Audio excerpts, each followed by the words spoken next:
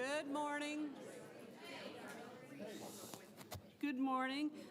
I would like to call to order the Danville Boyle County Planning and Zoning Commission. And I would like to begin by having a prayer for us today. Is anyone willing? Thank you. Okay. Thank you, Lord, for gathering us today. Thank you for the blessings of this community, for its uniqueness, for its special attributes. Help us in our considerations today to respect the gifts that you've given us for the earth and for our area, and to respect one another. And we ask this in your name. Amen. Thank you so much. We're going to go ahead and begin by looking at the minutes of the April 22nd meeting. Do I have a motion in regards to the minutes? Do I have a second? Second. All those in favor of approving the minutes as distributed, please say yes or raise your hand. Yes?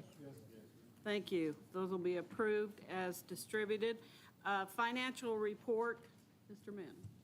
Yeah, I'm not going to refer to any specific numbers. I'm going to give you some general comments. First of all, the April income and expenses were in line with the recent budget amendment. Secondly, looking at what we would expect for May and June, we expect that the total year planning and zoning income and expenses will be in line with what we recently approved in the budget amendment, so no surprises there. As some of you may remember, we do share the same bank account with the Danville Architectural Heritage Board. We have separate budgets, but we share the same bank account. And assuming that DAHB receives its remaining contributions from Danville, then our ending cash balance should be about $40,000, which was what was forecasted in our recent budget amendment. So nothing unusual relative to the budget amendment. Now, Hannah has started putting together our budget for next year. I've also taken a look at the numbers, and we both independently, I think, have reached the conclusion that we will have to be asking for an increase in contributions from Danville and Boyle County as we go through the next budget cycle. Those numbers are yet final numbers to be determined, but we'll be reviewing that with you. And I think we expect to be reviewing Hannah's first draft with the budget committee in the next couple weeks. And then the intent is to bring it to the full commission in our June meeting. Yeah. Those are my comments. Any questions? When was the last time we asked for an increase? It hasn't occurred as long as I've been here. I've been here 12 years. So my guess is we actually put in for a decrease when they reduced the staff from 4 to 2, and I don't think we've asked for an increase since. Okay. So it's 12 plus years. Any further questions? I'll need a motion for approving the financial I'll report. move to approve. All those in favor, please say yes or raise your hand. Yes? Thank you. The financial report is approved. We're going to go on to construction sureties, and Hannah? So we've got two construction sureties on the agenda today. Jody Sharp Construction Company, or Hunt Farm Section 7, has asked for a release of its bond in the sum of $89,326.25 for work completed. And you can see that it's shown on the presentation above you. We are still working with the county to find an engineer to go out and survey that and ensure that it's ready to be released. So we're still working on that, but that should be up for release next month. And then the second one on the agenda this month is Danville Host Center Estates will see the release of their performance bond in the sum of $1,800,000 or $8,058. You know what I mean? You know what I'm saying? They're going to be asking for a full release of that, and we have done a site visit and is ready to be released. The only thing that they are waiting on is to schedule AT&T to remove the utility pole that's on the corner. We need 30-degree visibility, and so I'm comfortable releasing it before that because they are waiting on the utility company. So that is the only thing. So do we need to approve either of these today? Yes, the Danville Host Center Estates to be released. In Today. full, yeah. So we have any questions for Hannah in regards to that? Do I have a motion?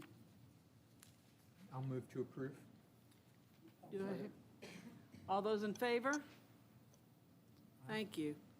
That'll be approved. Do you have anything else, Hannah? Not for the construction charities. Okay. We're going to go into public hearing, and I want to make a couple of comments about it. First of all, this is an area that's obviously inspired a lot of interest by everyone, and the commission wishes to hear from folks because we know it's an issue that may affect you, your property, or your interests. So we want to try to hear from as many people as we possibly can. So that will lead to me asking for you to be as concise in your comments as you can. We have asked folks ahead of time who wanted to speak, and I have a list of those, and we have people who've signed up to speak today. So we'll endeavor to hear from everyone about their comments. But again, I just ask you to be as concise as you can in your comments. When you come forward, you will need to speak your name and your address so that we may have that for the record. And when you do, you'll need to come up to the microphone. Obviously, we respect you. We hope that you will respect others and their opinions today. So I need a motion to go into public hearing. I need a second. Second? All in favor of going into public hearing? Okay, so we are in public hearing, and Hannah, you can start us off with the description of the first item. All right. The applicant is proposing to rezone 3 tracts of land containing 1.502 acres located at 115 East Walnut Street from multifamily residential to central business to allow for commercial sales, outside displays, and the parcel will continue as it is operated. Oh, sorry, wrong one. The Boyle County Landmark Trust has applied for a zoning map amendment on a .585 acre parcel of land known as 115 East Walnut Street from multifamily to central business. It is located right near Constitution Square. It is zoned RM3 multifamily. It is flumed for downtown, which allows for mixed-use, multifamily, residential, institutional, and government.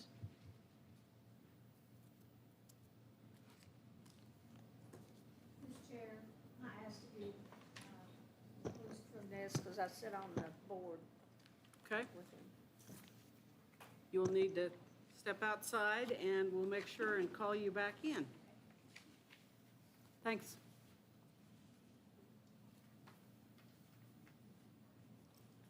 And so in your packet, there is the site plan for those 3 parcels. And this zone change is attached to the subdivision approval number 2. So there will be a subdivision that is attached with the zone change as well.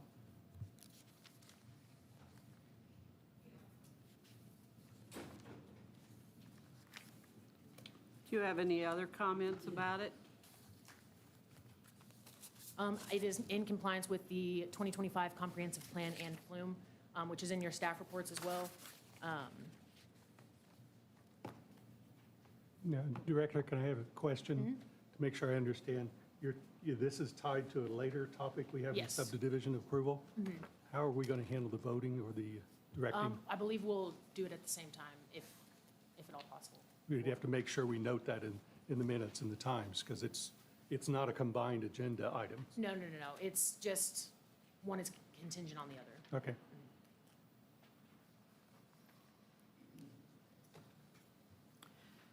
So I have a list of names of folks who wanted to speak, who signed up previously. Are any of those folks whose names or who has signed up previously want to speak in favor of Madam this? Chairman, can I ask one other question before we get to Absolutely. that? Has to do with our packet of information we have in here. You've listed, Director, that you have create a comprehensive plan review that we've done on here in the categories. And what your evidence you have so far supports the creative, Compliance, yeah, with the yeah, Flu Main comp plan. creating quality neighborhoods, grow a yes. diverse economy, and preserve community resources. Those are all very good items. You pulled Yes. that directly from our list of goals and objectives Yes. in the comprehensive plan. Including, yeah, several objectives for the preserve community resources. I think the only thing that I'd like to touch on in the staff report is the recommendation from staff to create a buffer between the existing apartment building and the proposed historic log cabin, just because currently there's a fence and tree line there. So I think having a buffer, either vegetation or a fence, will put the log cabin and have it face, So more into the the the Constitution Square. picture you showed on the screen, that's a very narrow area. But Yes. as I recall, yeah, it's got a larger part. We're talking about a buffer along that right, even the area where it dips? Yes, yeah, Or- between the current apartment building and where the log cabin is proposed to go, just to make sure the log cabin is, And you're, in- you're thinking the fence is adequate for that? yes, or shrubs or Oh, whatever vegetation or- they'd like to yeah, do? Okay, just a visual. okay.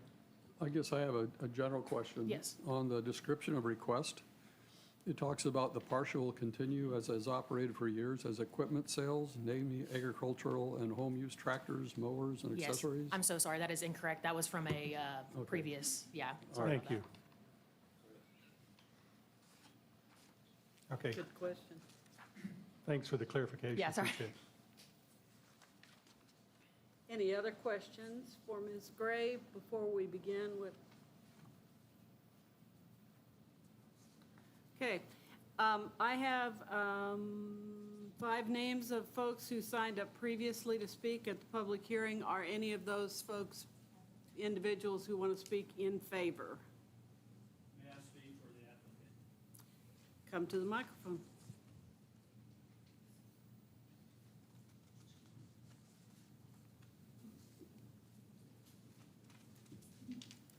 Good morning. My name is George Coomer. I am a resident of Danville. I'm also a member of the Boyle Landmark Trust Board.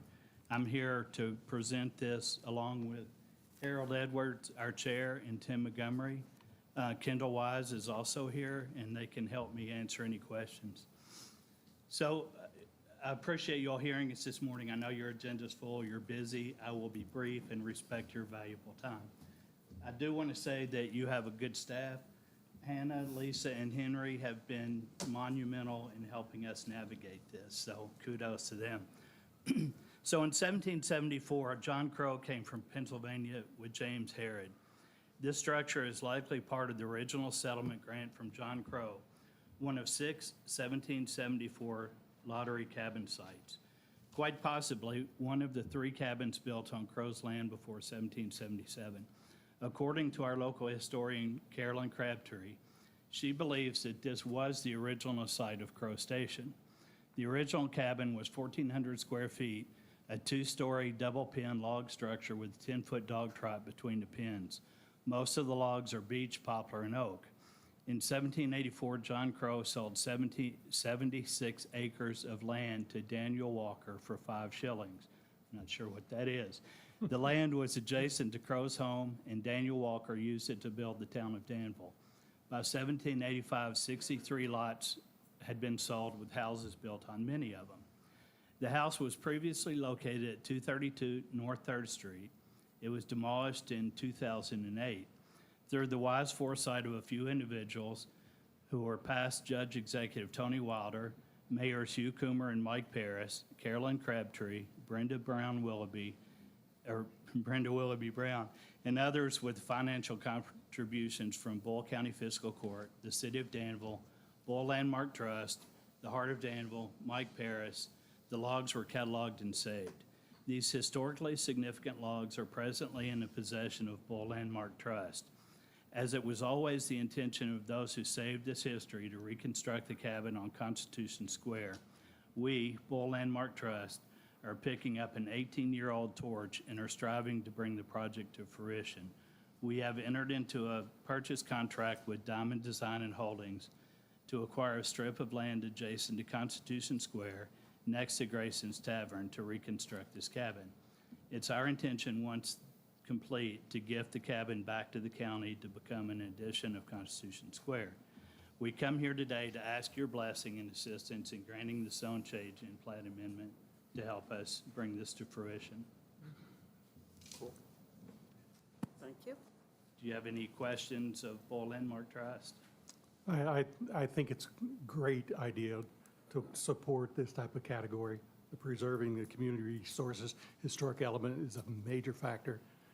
As I understand it, that property will be somewhat Constitution Square flow.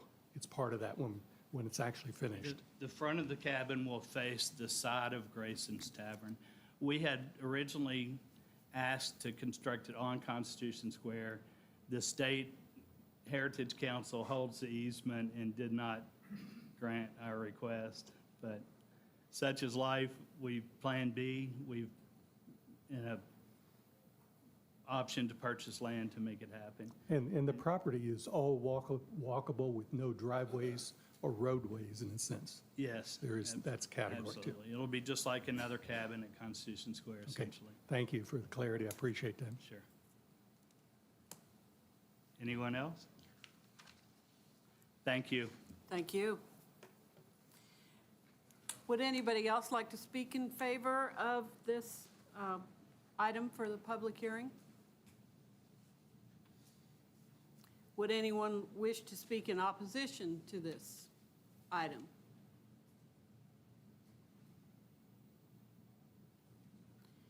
Any further discussion amongst the commission? I'm going to ask an obvious question. I'm assuming this cabin is for display only, not for habitation. Yes. Okay. Any other discussion? If not, then I need to have a motion, please. Motion to approve? Do we need to add the contingency about the fencing that was Yes. raised as a staff concern? Henry, would you help? I think that staff's justifications on page 8 about the comp plan support this motion. Mr. Nolet asked about conditioning on use of a buffer, and Mr. Coomer, did I hear any comment on that, a buffer between the properties? Is that something you'd agree to? You did not, but I think we would agree to that. Okay. So adding a condition about a buffer also per staff recommendation. Okay. So, Motion to approve amended by the buffer. and with the conditions that Henry's has The- noted in our And staff And- justifications. right? justification. Right. Approving both the zone change and the carving off of a piece of land. Mr. Mann, I think we're recommending approval of the zone map amendments, and then the plat, we will have a separate vote on, and that approval will be conditioned on passage of the zone change. Okay, so we need to do the zone change first. Right. And Mr. Farr, it's given Motion us to our approve the first zone motion. change. Okay. Can I get a second? Thank you. All those in favor, please say yes. Yes. Okay, all right. Can we, Henry, is it acceptable for us to do the subdivision approval since we're already on this topic? I think that's chair's prerogative, and I think it makes sense. Okay, let's go ahead and talk then about the item number 2 under the subdivision approvals. Is there more you'd like to share? No more, but there is the plat, and it's also in your staff report as well, of that subdivision for that one parcel. But if you all have any questions,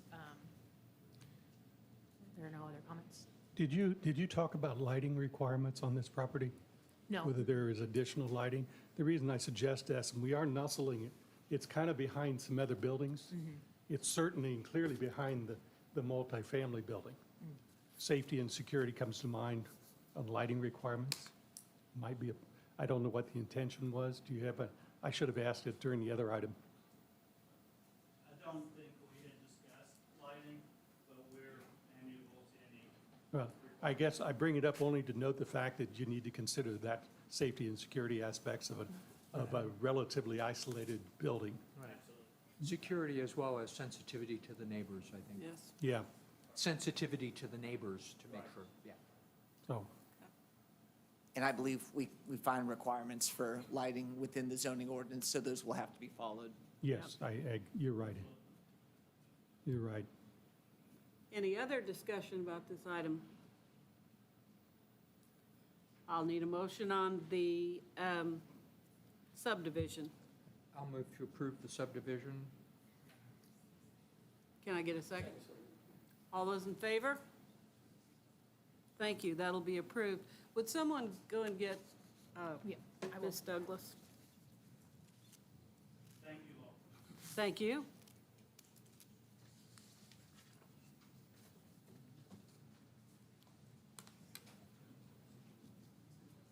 Madam Chair, I didn't hear, was that motion conditioned upon zone map amendment approval? Thank you.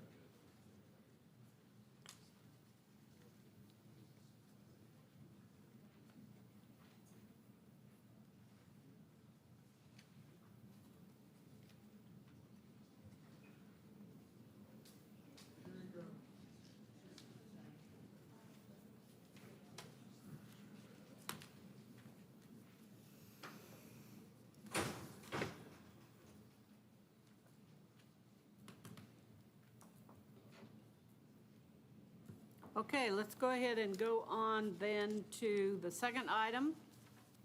Ms. Gray? All right.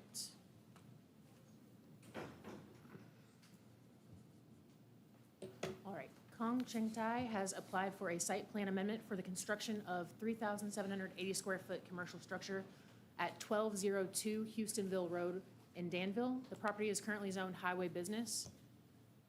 And so you can see the Google image to the right. And so this is right off Houstonville Road, and that structure behind the current building with the nail salon, that is currently demolished. And there's fencing around it for construction. This is the original site plan amendment that was approved, or sorry, this is the original site plan that was approved in 2014.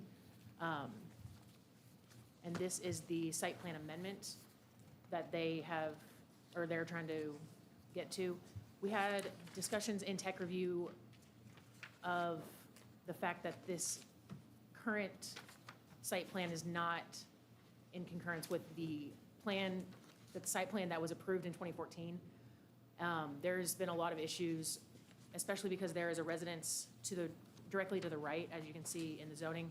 So there's single-family residence abutted to the right, and that requires additional buffering and additional drainage plans. So we have had flooding issues with those residents to the right. Originally, in the site plan, there was curb and gutters and landscaping to try to mitigate some of that stormwater. So that was kind of the discussion we had in tech review was, this is obviously a little more than 5% of that original site plan. If you can see in Google Earth, like the parking lines are straight and not tilted like they plan to be. And so a lot of things are different. So we had the discussion of whether to meet in the middle, and they have made those corrections. So in the updated site plan, there is buffering to the right and to try to mitigate some of that flood water. So we are open to, I think, two options, whether having them redo the application altogether for a full site plan and just kind of redo it, or kind of compromise and meet in the middle. So, Director, If I can might jump in, Go ahead, Henry. I was going to say, Hannah and I had the chance to talk about this a little bit, and I think that it's reasonable to ask that any mitigating factors shown on this amended plan be followed as a way to remedy some things that maybe haven't been enforced since the original 2014 approval. Yeah, and Director, let me go back and just, the water flow is from the bottom of the page to the top of the page? yes, So the yeah. new So it building is actually actually on goes the top? over to the residence to the north, over on 222. And the other reason we're looking for this is not just around the building being built. Right. But they're modifying and improving the entire parking area and road and parking driving area paths. Yes, yeah. That's what that's all about. Yes, yeah. And so I drove over Okay. there yesterday, and they are kind of ripping up the whole 1,200 So that was kind of discussions we had in tech review, what to, And anybody over, if you've been to that area, that's a very low slope, almost nearly flat. Yes. Water does collect, but the best direction to send the water is to the top of the page. yeah, Because there's a major area there on the street that Yes. collects it, that's already been put there. So the key here is to make it so try to attempt to not flood the other directions. Yeah. But there are no slopes and valleys there. That is a very flat area. and I think the corrections that were made, it's not in your staff report right now because we got them, but I think they do kind of meet in the middle. There's landscape buffering to the right side. So the corrections do try to have the spirit of the old It site plan. seems this is a good approach to handling and directing the water, is that type of category. Give it some place to be absorbed. Yeah, exactly. Okay.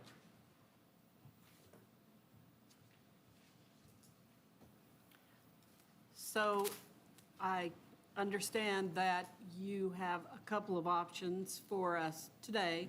We could either request a completely new application, or we could accept that the applicant has made changes that you suggested and that they're adequate at this time. Is that what you're saying? Correct, yes. So those are our two options. Yes, ma'am.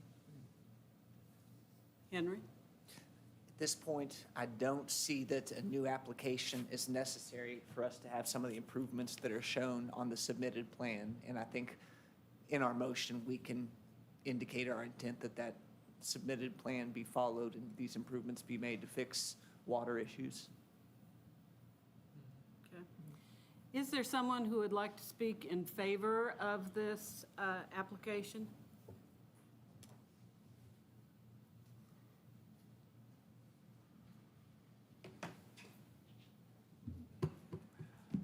I'm Kendall Wise from Vantage Engineering, and we worked on the project in 2014, put together the site plan that Hannah had on the screen earlier.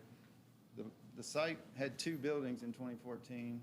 It had pavement in the front of the two buildings. Can you flip your microphone, flip your mic up a little bit? Thank you. Yeah, thank you, Kendall. Thanks, Kendall.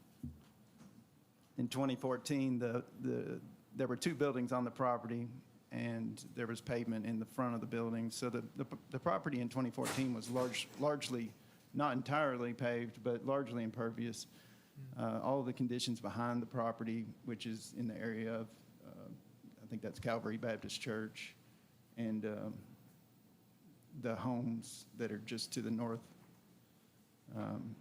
were all there at that time. Really, no conditions have changed other than the applicant they deviated from the plan that was presented in 2014 and approved in 2014 and added more pavement behind their building than what we showed. We've got more than 20 feet of open space on the 2014 plan. They went ahead and made use of the land they owned and paved it. So they needed more parking, they felt like, so they put pavement down. No one said they couldn't at that time. So now, here we are 10-plus years later, and yes, we're amending the site plan, but unfortunately, they didn't follow the plan in 2014, and so we've got a concern for drainage issues, which has been an issue ever since. It's not something that has just crept up as a result of what's been going on since 2014. So the new plan that we put together, they've demolished the home. They got a permit to demolish the home that was on the north side of the lot. And so it is gone at this point, and proposing to put back a commercial center similar to the one that was built on the south side of the lot. To help get back to the intent of what was going on in 2014, where we had that open space and trees and little buffer area. We're going to cut out 3 parking spaces in the rear, 3 of the existing parking spaces, and turn those into a grass median with a tree on them. So the revised plan that Hannah was referring to shows those changes. So just trying to get back to providing some sense of landscaping and buffering in the rear. Have you considered using permeable paving anywhere in there to try Well, to it would mitigate? require demolishing the pavement that's there, replacing it with something that would allow infiltration of water. Mhm. Kendall, over here, is the existing pavement already being demolished anyhow? Or I didn't have the chance to drive by the site. No, it's in fairly good condition, the new pavement that was put down after 2014.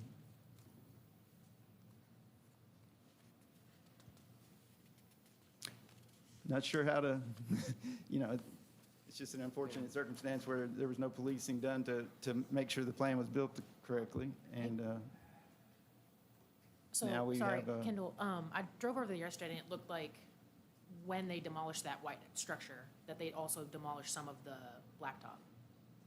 behind the house, there's some of the pavement will have to be replaced that was damaged as a result of taking the house down. But for the most part, the pavement's still intact, especially behind the commercial building that's there, the storefront building.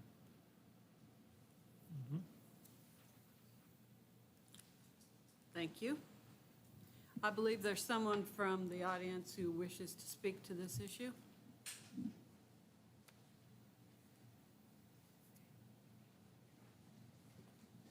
My name is Chester Cavanaugh, Can you come forward and say your name? and I beg to differ with Mr. Wise about the house on Can you 4th say Street. your name and address, please? My name is Chester Cavanaugh. My address is 314 Brookside Drive, but I Thank own you. a resident, a piece of property on 4th Street. And just this week, the city of Danville had to go out there and unstop a manhole that was overflowing on 4th Street. And with the residents and the houses, it hasn't been considered. You got a school back there at the back, along with low residential people that live in the back. And has there been a traffic study on this? Has there been a utility study on this? I don't think so.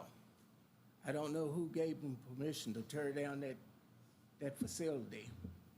And I don't know exactly what Kendall was talking about, what's going to be replaced right there. But I'd like to see at least a traffic study, a utility study, a water and sewer and electric. It is a busy street. Thank you, And I sir. just hope that this body considers all what I'm asking about. Okay. Thank you. Kendall, do you have any further comments in response to these questions or comments?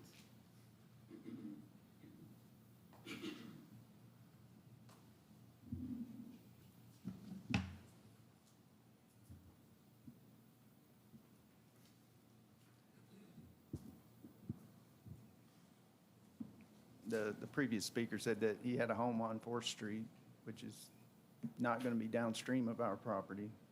So I'm not real sure.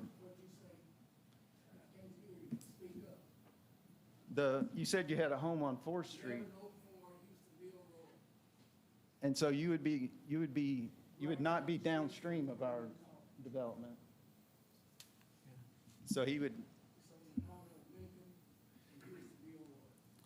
Sir, let him answer your concerns. I just don't feel like he's in a place to be concerned about stormwater if he's upstream of our property. But nonetheless,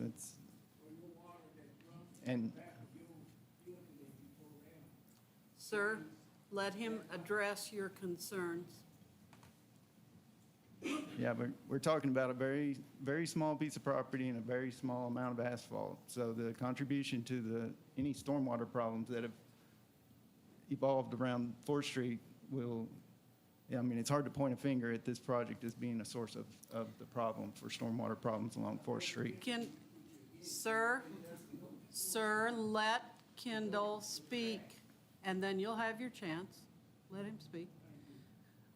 And as far as So, the traffic on traffic 4th Street, study? I mean, we're talking about a fraction, tiny fraction of traffic on 4th Street. So It's- one is not, I don't understand how you can require us to do a traffic study for this amount of improvement. Madam Chair, the typical requirements for traffic impact studies would be 50,000 square feet of non-residential space, which I think we're not close which to we with don't this. have. Yeah. And the comment about utilities study, We have all of the utilities on site to serve the project. The home had sewer and water. We're using the same sewer and water to serve the new commercial building that's being put in. Mr. Wise, will the total footprint of asphalted area be, what percentage change versus, say, when there was a residence there and all the blacktop and Very similar. I mean, very there's- similar footprint to yes. what was there 14 I years mean, ago? The site, not 14 years ago. Now, since 14, there's very little change. Okay. The space that was supposed to be unpaved is on the right side of that. That's the old site plan. And there was 25-plus feet of grass and landscaping that was supposed to have been installed that was actually paved. Okay. So that happened in 2014. Okay. And so provided there's not a clog in the stormwater system, there hasn't been water issues There really isn't. for those residents? This water drains over land, through the grass, through the yards. Okay. And it goes across the neighbors' properties and over to the street just to the north of us, which would be Lincoln. And from there, it can get into a storm sewer. Okay. Thank you. Kendall, if I could hear it one more time, are there discussions in this plan of adding new containment measures? Are there improvements that are No. part of this? No, okay. No. I thought I heard when you were here previously, you were talking about more buffer, though. We're adding 3 landscaped islands. We're going to take 3 parking stalls out, so basically a 9-foot by 20-foot space that's paved currently, that was paved in 2014, that wasn't supposed to have been paved. We're going to remove those 3 parking stalls, put back sod and 3 trees to try and mitigate what shouldn't have been done. That's what we can offer. thank you. Okay. Now, sir, if you have further comments, please come forward. These are the stalls. I beg to differ with Mr. West again. The water doesn't drain to 4th Street. It drains to the back. Have you had, And I'd like to know, in his planning, why didn't he consider a catch basin? have you talked to the city engineer about this? No, I have not. He's a It wasn't my wealth of- place to talk he's- to the city engineer since Mr. Wise is wanting to do his project. I mean, in general, about the topic of water. Well, I don't Anytime. have to, the city engineer should know that just here, they had a manhole on 4th Street, water pushing up out of it. And the And city, they had to divert the traffic. and Mr. Wise also, and during the tech review meeting that planning and zoning has, the city engineer was part of the discussion of this area. Well, I hope Mr. Wise get with the city engineer. They have had, and I encourage you to go back and talk to the city engineer again now that he's aware of this one. That Well, I'm might give you an considering insight. it, but I'm just giving the general idea, Yeah. different than what he's painting for this commission. So when the storm sewer is functioning as it should, do you have water issues there?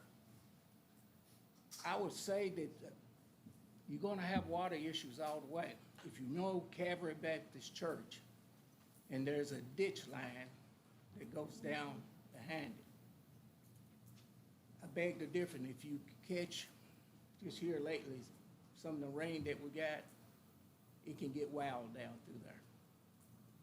And that's a general flow, as I mentioned Yes, earlier there. that's the That's reason why I'm considering that's a that. gentle slope that's there, and it's not much of a slope. Well, most of the time, if you're gonna build a new structure, you would probably figure in a catch basin. And that's to maintain the water at a certain kind of flow. I just asked you to consider it. Thank you, sir. Thank you. Anyone else who would like to speak on this issue?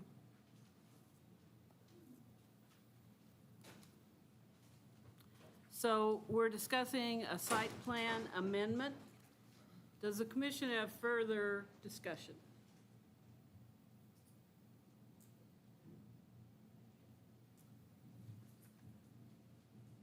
Hearing none, do we have a motion in regards to this site plan amendment?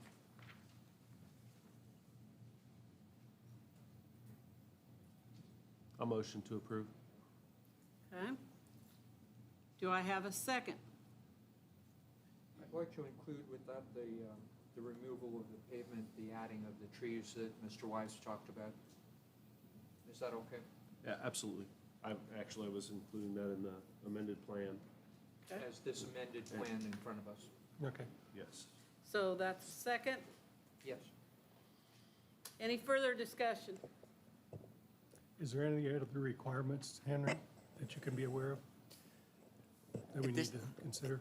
At this time, we've heard what the improvements and changes are, which is going to address some of the things that weren't followed before. And if the city engineer was involved in tech review on this, I think that speaks to whatever concerns or updates we might ask for, Okay, thank you. without any further, warning or mandate from him. All those in favor, please raise your hand. The site plan amendment is approved. Now we're going to go on to item 3. All right. Richard Chin and Mary C. Wiles have applied for a zoning map amendment of their 133.85 acres of land located off US Highway 127 South in Danville from agriculture to highway business, office professional, general business, and multifamily duplex RM2 and multifamily RM3. Do you have a later picture showing what section we're going to talk about? That's a large area. Yes, yes. So if you, that section right there, it's outlined per the PVA website, and these are all in your staff report as well. But let me get to the Google Earth image. So that section right there is what we're looking at. It's an odd tract of land, but So we're moving into different zoning, different areas of zoning. yes, yes. And that's what, I think Sam's question was around, are we seeing where those zones are applied? Yeah, I was going to deal one level deeper when you're ready. So that is maybe what you're talking about, just the different designations of the zones. Also, this is in your staff report, but this will show you kind of where they want to change those zones.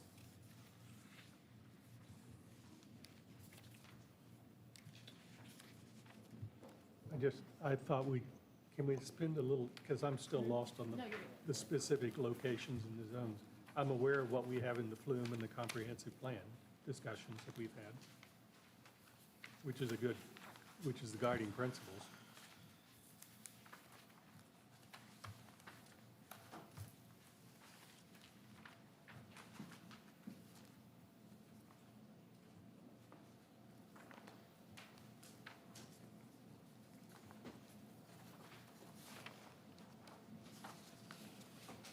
And so this is the conceptual master plan as well, so it kind of illustrates how these zones will be laid out.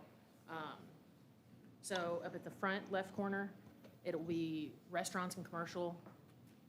To the back left corner, or the back right corner, it'll be residential with a clubhouse area.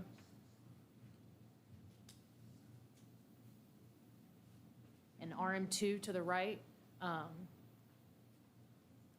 then RM2 through that grassy area as well.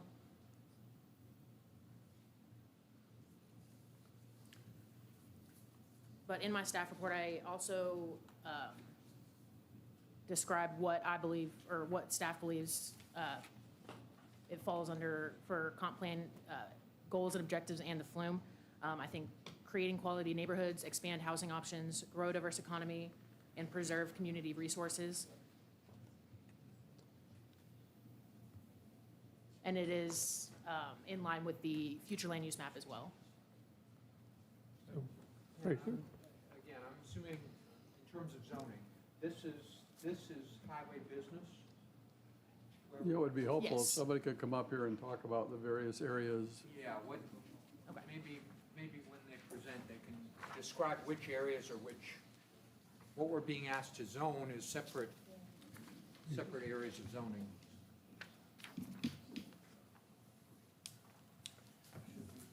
Dale Shepperson with AGE Engineering.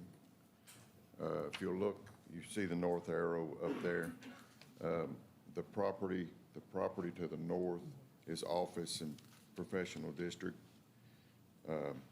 As you come down towards the south, it's a RM2, two-family residential. That's sort of the, if you'll go back to the conceptual plan, Hannah, you see where the big store building is in front, the property to the rear of that is the RM2. Of course, the property out front will be highway business, and then in the back, it's more residential back there also. The very back corner up to the top of the page there is general business instead of residential. That's for like a park area or something, as you can tell on the conceptual plan. Does that help? Yeah, but you're talking about that area up there. To the top of the page, yes. So, but the main 127's across the bottom of the page. Highway 127. Highway business, yes, And that's highway business. yes. So is this all highway business as well? The multifamily is to the right corner, right there, right there. And there's some also, that's RM3, and then everything to the front along the highway is highway business. Okay. We're adjacent to the, basically Walmart on that side. How far are we from Junction City? How far? How far down to Junction City? Do you remember? Several miles? Probably 1.5 to 2 miles to Junction. How far from the turnoff to go to the airport? Is it further down as well? Going that way? Are you talking about This is- Airport Road from This is here? right Yes. backed up to, 2.5, 3 miles. Thank you. yeah, here, Sally. It's all backed up directly to Walmart, Yes, I know. and it's inside the city Just boundary. It's 133 acres, I gathered, so it's a huge area is what I'm getting to. Correct. There's a lot of categories to put together. Correct. And it's all, that black dashed line that you see on your plat, everything, the zoning is represented on the top side and the bottom side of all those lines. So you can see what the zoning is there on the plat. And then when you put the conceptual plan sort of over top of that, you can understand why that zoning is where it's at. And this is all within the city limits? Yes, Thank you. Yeah, it has city sewer, yes. yeah, utilities.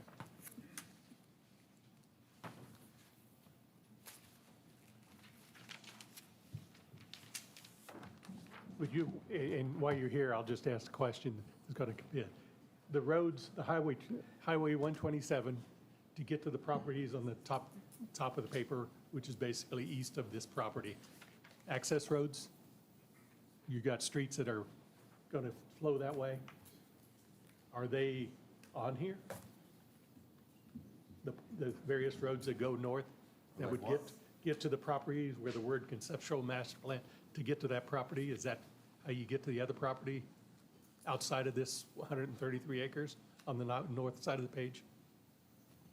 Dale, I think he's asking about substreets to the north that we talked about in tech review. Yes, yes. Are you talking about connector streets? Connector streets. Yes. How many connector streets you got going to that property up at the top? I think there's 3.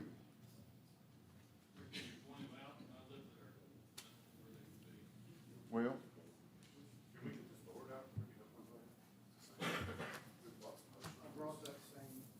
Well, yeah, I like posters, but sometimes this shows better, is why I'm saying. Okay, all right, let's hold on here. So can you indicate for us where the substreets would be? I cannot indicate exactly where they'll be at, but they will be to the, you can see the, I wished I had a point, the road going up to Mr. Ballard's property there. It will tie in with the roads as proposed on here, if that makes any sense to you. I don't, can you explain to everybody what all those roundabouts are about? Yes, the roundabouts, you know, we're working with the state, of course, with this project as to what to put in there. Whether or not those will actually be roundabouts, I can't tell you that. They have not approved those, no. Everything that's working in the state is with them. However, it was their idea. And I believe y'all have this concept plan in front of y'all as well. We do. We're trying to figure out what we have, and weave through all the documentation. A little bit. Okay. Sir, if you want to speak, you'll have to come forward, state your name.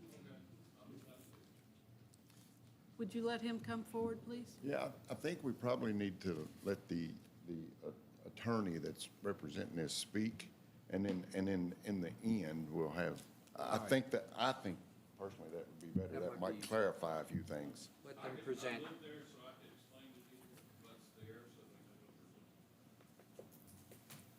looking Thank you.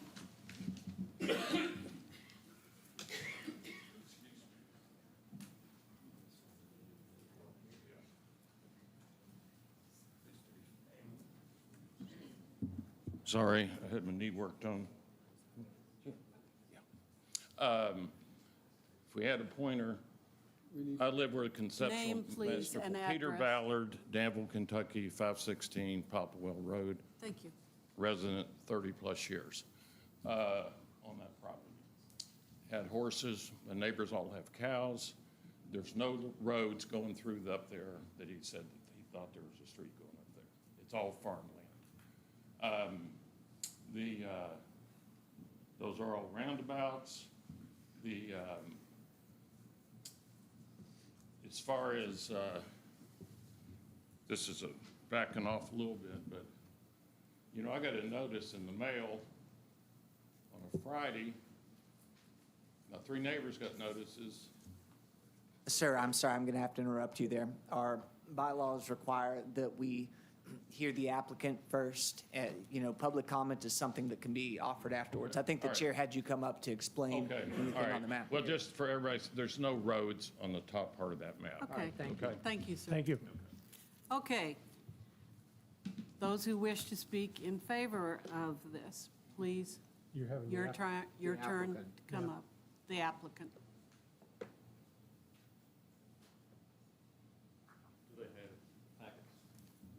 Yes. Yes, we all have. Yes, we do. Well, we've got some additional.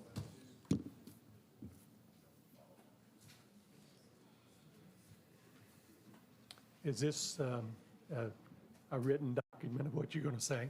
Yes, and I will read essentially all the way through it. That way, you've got all the information. and Yeah, you can because take questions. you're giving it to us right now. Right, So- I understand.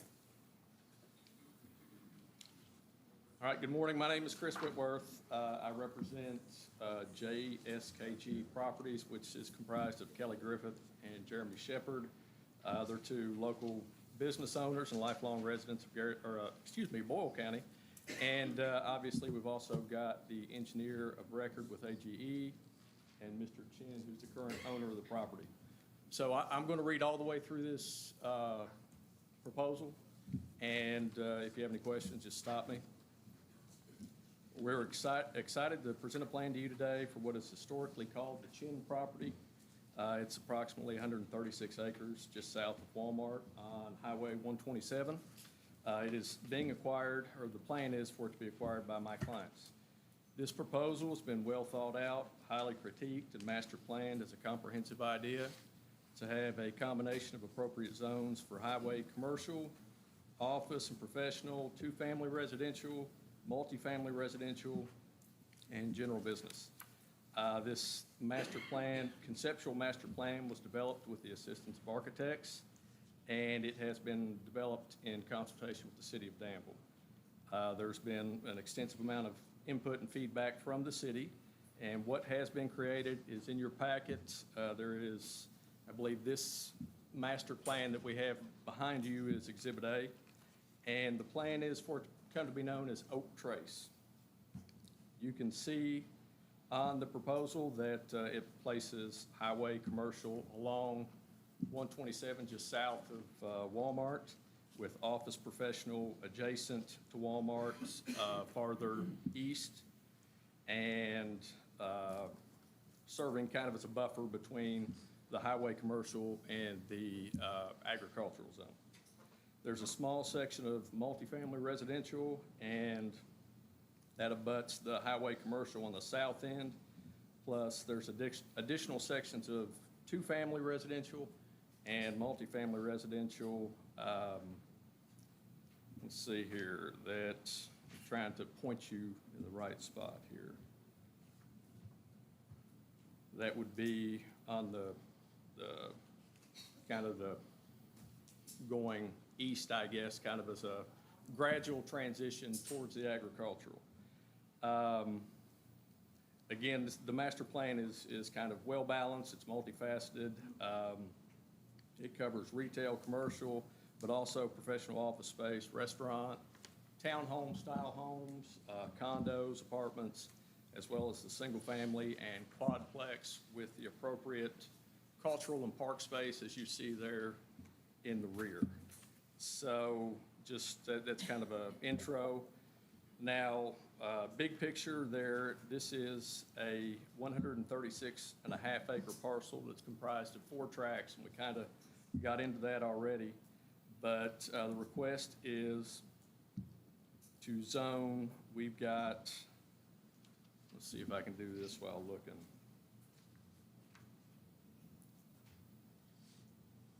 From an identification standpoint, you've got the plat map attached, so it's kind of hard to point to this map. But we've got ag just south of Walmart to various zones that would allow for the economic development in a responsible manner that also respects the character of the property. So the zones requested are RM2, RM3, general business, OP, and HB, or highway business. So that is attached as Exhibit B, which I'm not sure we've got where it can be put, excuse me, put up here behind you. Again, the proposed use is a mix, but it's an appropriate mix that considers the nature and character of the property and the surrounding properties. So there we go. The highway business section is, again, located along the highway that aligns with Walmart. It complements Lowe's, and that is kind of the commercial hub of Boyle County, and follows a traffic count. I believe in 2024, the 127 bypass traffic count there was in excess of 20,000 vehicles per day. So limiting the highway commercial to what is necessary for the commercial retail allows for a mix of ancillary general business, restaurants, offices, professional, office space, residential. But the traffic count does show that an appropriate amount of acreage would be necessary for the highway commercial. And then the various zones take into account the city's proposed transportation plans and also the existing utilities that are on site. Hate to read all this to you, but I'm not sure how to go all the way through this without essentially reading it to you. So all of the property is currently zoned ag. However, in order to achieve the desired conceptual master plan that's been shown and to promote the proper planning with needed infrastructure. Various zones are requested as Exhibit B. And again, you've got the two-family residential, the multifamily residential, general business, office and professional, and highway business. The future land use map has 3 different designations for this property. 28 acres at the corner of Houstonville Road and Popplewell Road have a recommended zoning of central business or general business. The 75 acres that surround have recommended zoning for R1C, RM2, RM3, NB, or OP.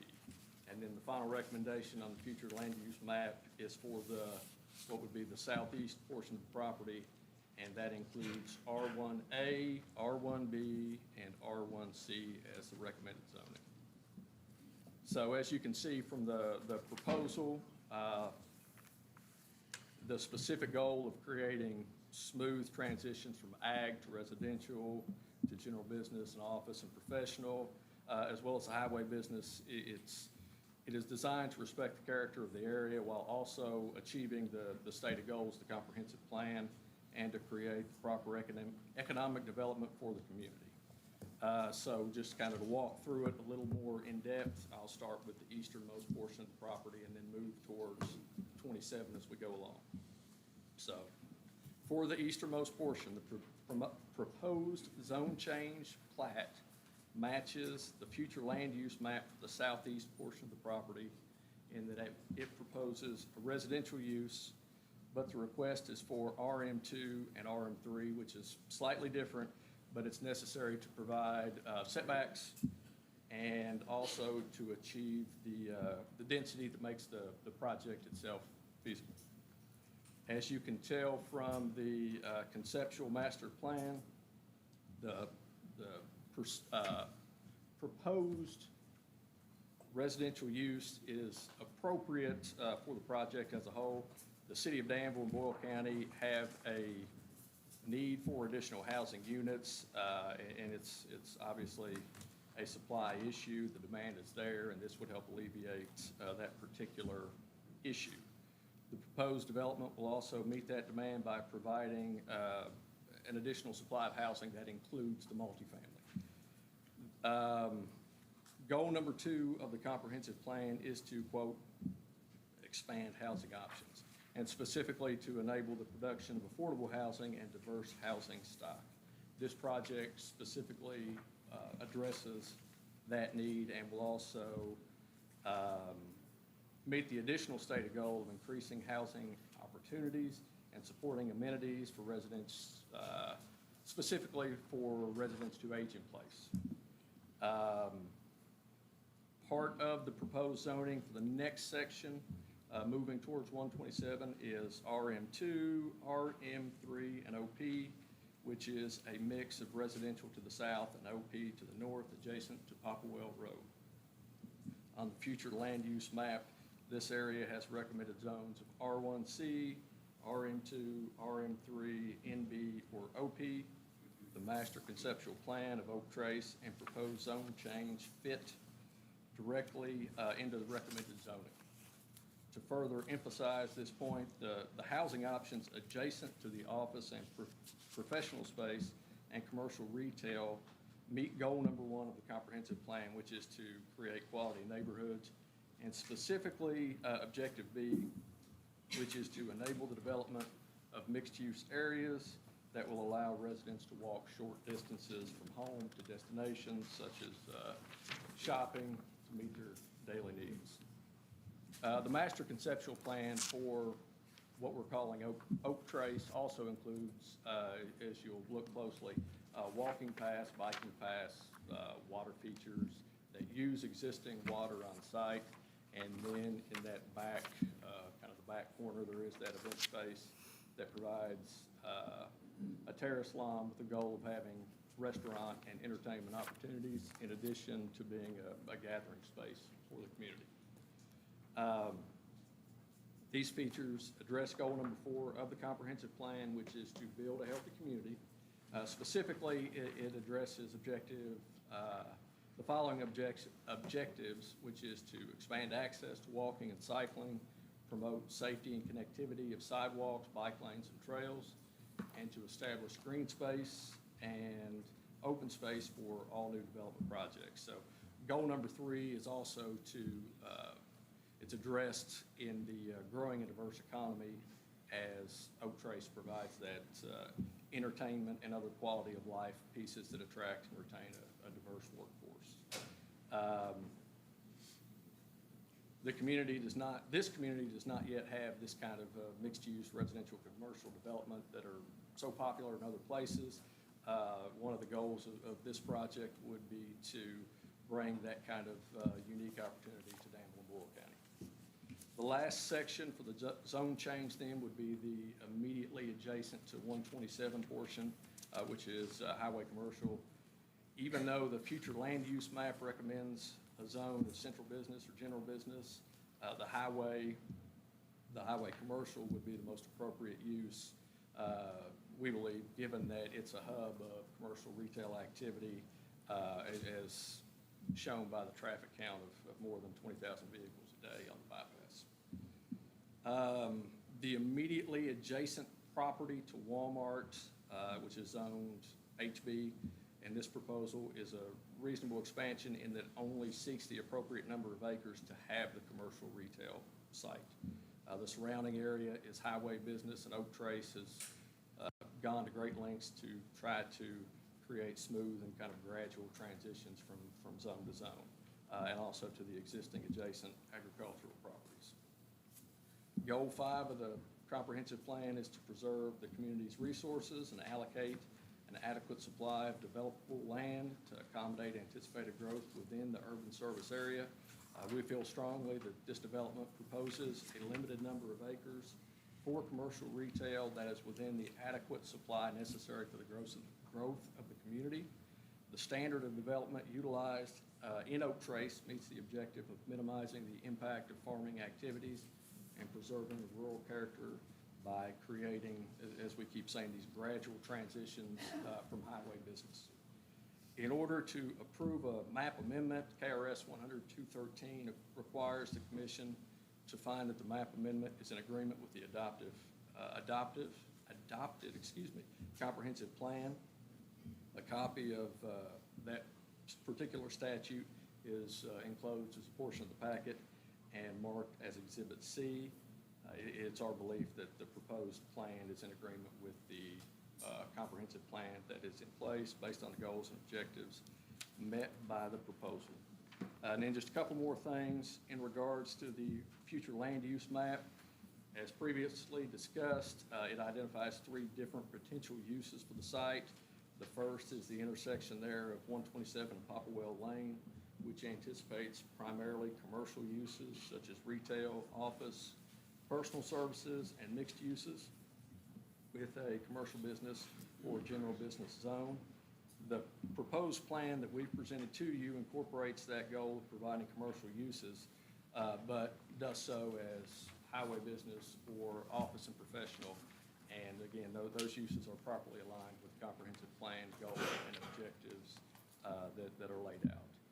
The remaining portion of the property on the future land use map has both residential zones, which are the R1A, R1B, R1C, RM2, and RM3, as well as those commercial zones that we've discussed, and it's largely satisfied by this proposal, and incorporates RM2, RM3, and a small section of general business to serve as that clubhouse facility there in the back to serve the residential development portion of this.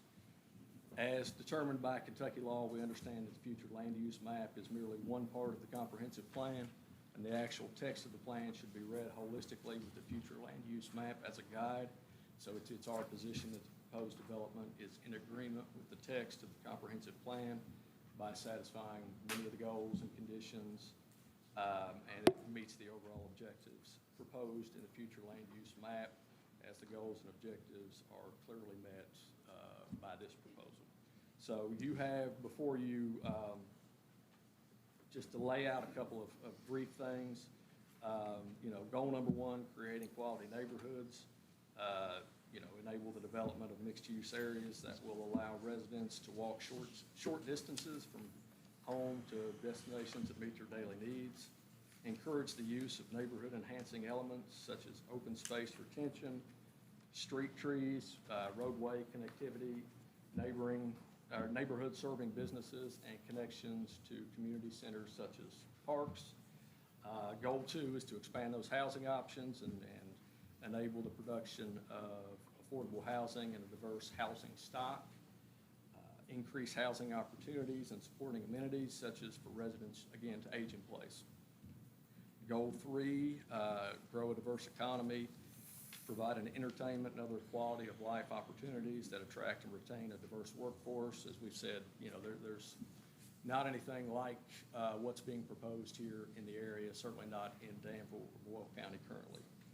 Goal 4, build a healthy community, expand access to walking, cycling, and recreational facilities, promote safety and connectivity of roadways, sidewalks, bike lanes, and trails, and establish minimum standards for green space and open space. And the final goal there, preserve the community's resources, allocate an adequate supply of developable land to accommodate anticipated growth within the urban service area, and maximize development on vacant land within the urban service area. So just kind of to wrap it up and bring it to a close, the proposed use has been, adequately described. The requirements of KRS have been met. It is an agreement, I think, with the comprehensive plan by meeting its goals and objectives. The future land use map contemplates various uses and zones, which is, again, supported by this proposed development. It'll be a mixed-use development with a combination of appropriate zones for highway commercial, office and professional, two-family residential, multifamily residential, and general business. The proposed master plan provides a well-balanced, multifaceted development that contains not only retail and commercial, but also professional office space, restaurants, townhomes, apartments, single-family, quadplex home sites, and then public cultural and park space. A lot of work and careful attention has gone into this, and it's been focused in such a way to, respect the nature of the property, create gradual and smooth transitions from zone to zone, and create a development that hopefully the community will support and be proud of. And then we've got, these folks can answer specific questions as far as pieces of our master plan. Thank you, sir. Thank you for it's laborious to go through that, but you said some great items. Well, it's Thank you. to stand there and read to people, but I didn't know how else to do it. So. Yeah, there's no good way. Well, I think it helps the commission to understand which pieces are going to be moving to which zone change. So thank you very much. We appreciate it. Questions from the commissioners? The concerns I have will later, if I could ask the question on there, maybe you have the comment on there. You talk about the number of highway cars going up down to 127. Yes. This is a tremendous expansion area on there. Do you personally have any concerns over the traffic patterns that would occur in this area? Well, there has been a lot of working in Please council. speak closer to the I'm sorry. microphone. There has been discussions with the city of Danville extensively, and I'm not sure exactly who you all have worked through with that, but the roundabouts are something that was specifically suggested by the state and the city, if I understand correctly. But that's part of the conceptual plan. Right. It's not a final plan. Correct. Right. My suggestion is, why don't we let the rest of the proposal come, and then I'm sure we have a lot of questions. Okay. Gentlemen? As long as you introduce your names and addresses. Yeah, please. Hi, I'm Jeremy Shepherd with Oak Trace Development, 1660 Caldwell Road here in Danville, Boyle County. Kelly Griffith, 747 Clance Road, Parable, Kentucky. Cable Chin, 574 O'Hara Drive. Thank you, sir.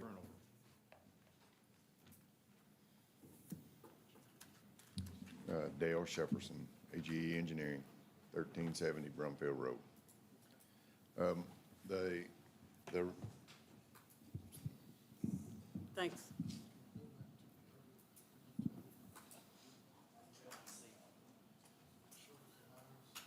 The plat, you want to look at the plat? Pop me up the plat, Hannah. Keeping in mind, I'm like a lot of these guys, we've studied it to a point, but we have not seen it before this point in time. Yeah, sorry. We'll try to be closer to the mics as well, and if you guys could make sure you're closer to the mics, that's better. Thank you. We're as loud as we can get. Is that okay? Yeah, just make sure you stay close to the mic because we're having a hard time hearing. Thank you. I wanted them to pull up this plan because it specifically shows each boundary of the rezoning that we're wanting. So for myself, I had to mark it up to be able to see what's what here. But, you know, this piece is highway business in the proposal. Correct. And then the piece behind it is RM3, this smaller piece. This is all RM2 office, professional, is that OP up there? You can hear. So, Yes, it is office professional, OP. I'm just for our sake and then for the community's sake to try to identify what does this mean, right? And to show you all what those areas are. It's hard for us to read the fine print. It was hard for me to read the fine print here, so it would be helpful to kind of describe through that. Yeah, so the easiest way to do that is you see the red line right above the highway. Okay, go from the red line all the way up to the curved dashed line. Point that out, Terry, if you don't mind, the curved dashed line. This one? Yes, right there. That would be all highway business from there to the red line. Right behind that would be professional office, RM2, RM3. Correct. And then to the very east of the property, which Terry can't quite reach that high, but to the top of the page would be residential with that one corner in the most eastern part being general business for a clubhouse.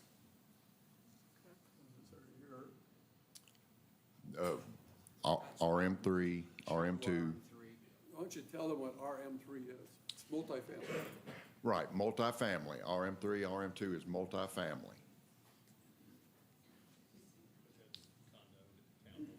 Correct. And that area right there is RM3. Thank you. That's helpful.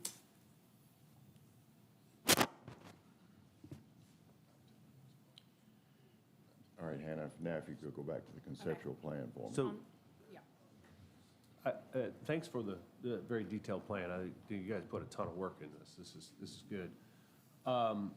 What would be the impact to existing infrastructure? So there's 360-ish units, housing units going in, plus all these businesses, and it would be tied back to Danville City Sewer.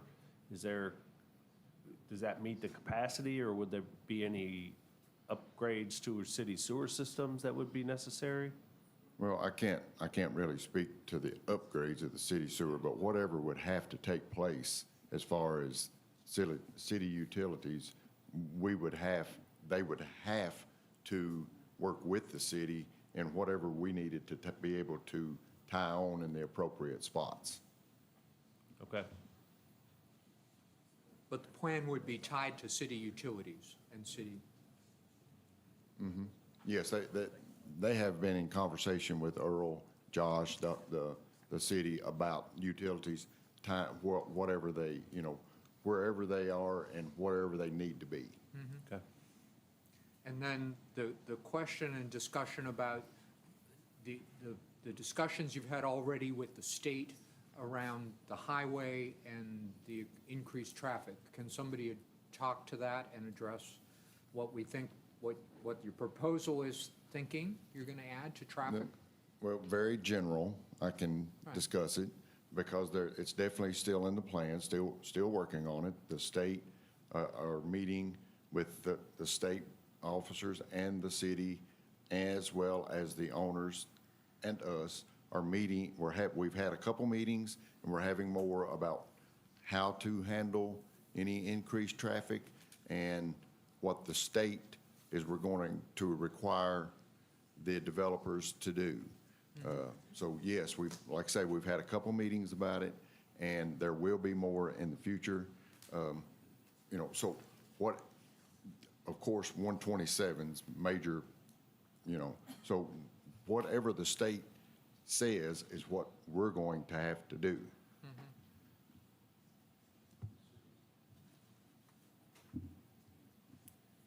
Any other comments from you gentlemen?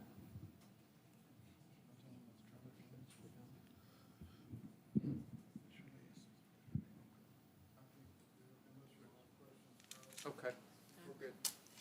Thank you. Anyone else who wishes to speak besides these gentlemen, who wishes to speak in favor of this application? If not, then we're going to go on to anyone who has opposition to this. The gentleman raised his hand. I'm sorry, I missed it. Was there someone else who wanted to come in favor? Oh, not against. I had a question for those guys. Okay.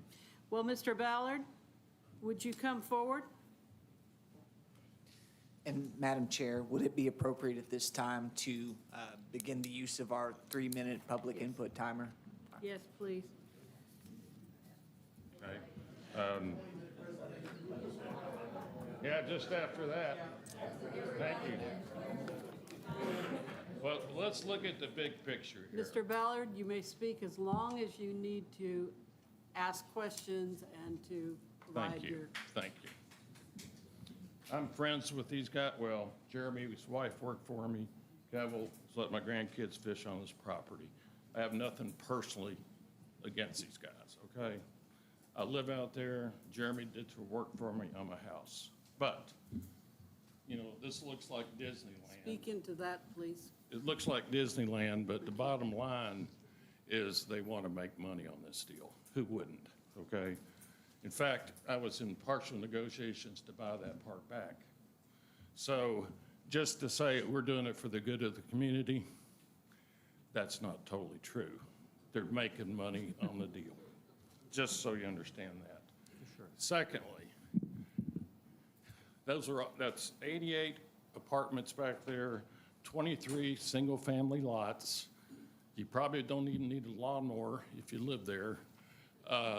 So to have some great community of kids running around in their yards, it's not going to happen.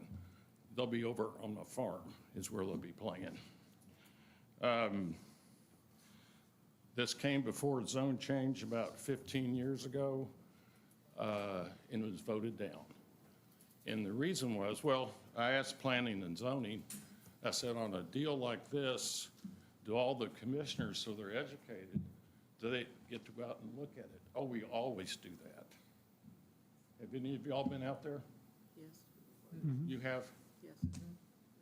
Yeah. Yes. So you've walked the property? No. As much, You drove by it? Yes. Okay. you gotta be straight. All right, well, if you walk the property, Mayor Bowling was out there and walked it, and I said, they're gonna develop this into this. He goes, you gotta be kidding me. He said, that should ruin all this back here, this farmland. So as far as fitting in with what's there, that's a pile of shovel, okay? As far as water runoff, I've never heard him address that. My fuels that pond there. And,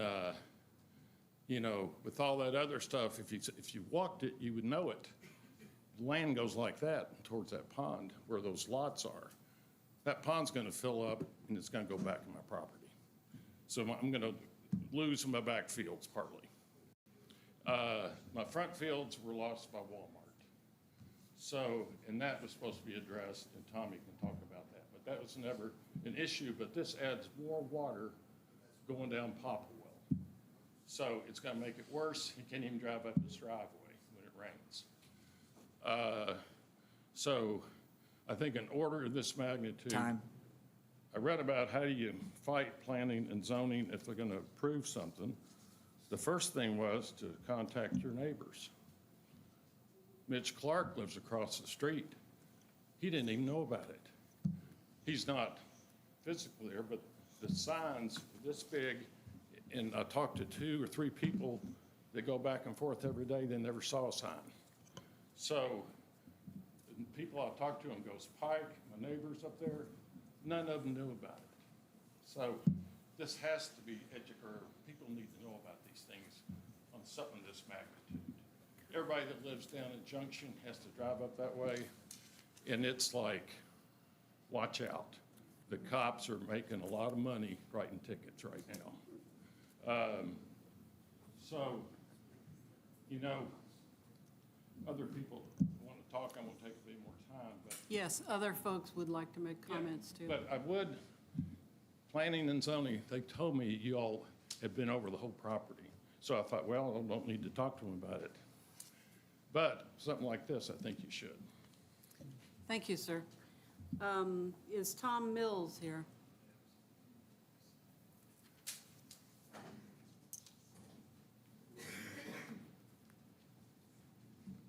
Tom Mills, 800 Popplewell Lane. I'm going to start out the same way Peter did. I've got very close friends standing up here beside me, some favorite students that I'm also very proud that have come up here and already talked from Boyle County. So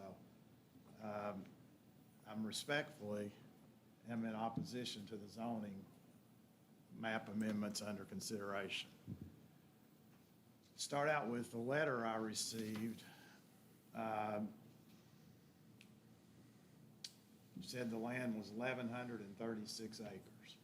That was a notification sent out for those of us that did get it. That's inconsistent with long-established boundary records and inconsistent with what you put up there. So we received inaccurate information about this project. Also, the plat sheet is a very old plat sheet and does not have at least one proper owner property on the border of, actually it's Peters, actually. So I would request that the commission, I'm sure you've already done it, required a verified survey and correct the information that's been sent out on the notification for this meeting. I talked with one person that, an older lady that lives close by, and I guess she got a letter. And she was convinced that it was 1,100 acres, and that's incorrect. Proceeding with a zoning amendment based on incorrect acreage that in the hands of us, the owners, would be, I would think, procedurally unsound and could invalidate the action. My house is located on Popplewell Lane, and it has single entrance that goes across a small bridge across the creek. Before Walmart was put there, I never had a flood issue at all of getting across that little creek up to my house. Since Walmart's been there, my house, my bridge floods multiple times during the year where I cannot get off my property or back into my property. It's flash flooding, so it doesn't take long probably for it to go down 2 or 3 hours. But still, I have that hazard. And it never was before Walmart was there. So that's one project that's been built around me that I've dealt with now for almost 40 years. Any development that increases runoff or alters the drainage patterns or modifies the stream bed would worsen flooding and could render my property more inaccessible. This raises serious concerns for safety, emergency access. What's that? The 3-minute timer's expired. Please go ahead, sir. Okay, thank you. Yeah, thank you. But raises serious concerns for safety, emergency access, and property rights.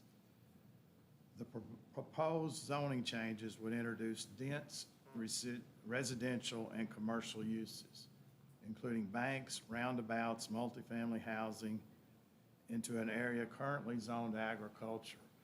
And there's no way that you can't tell me that this development isn't going to affect traffic. And then my road of Popplewell, right now I have 2 accesses out of Popplewell. One is Brenda Avenue where the roundabout is on the top left, going to be. My livelihood is cattle farm. Will I be able to get a semi with a pot behind it, cattle pot behind it, around that and in and out? Plus, basically shutting down Popplewell going to 127.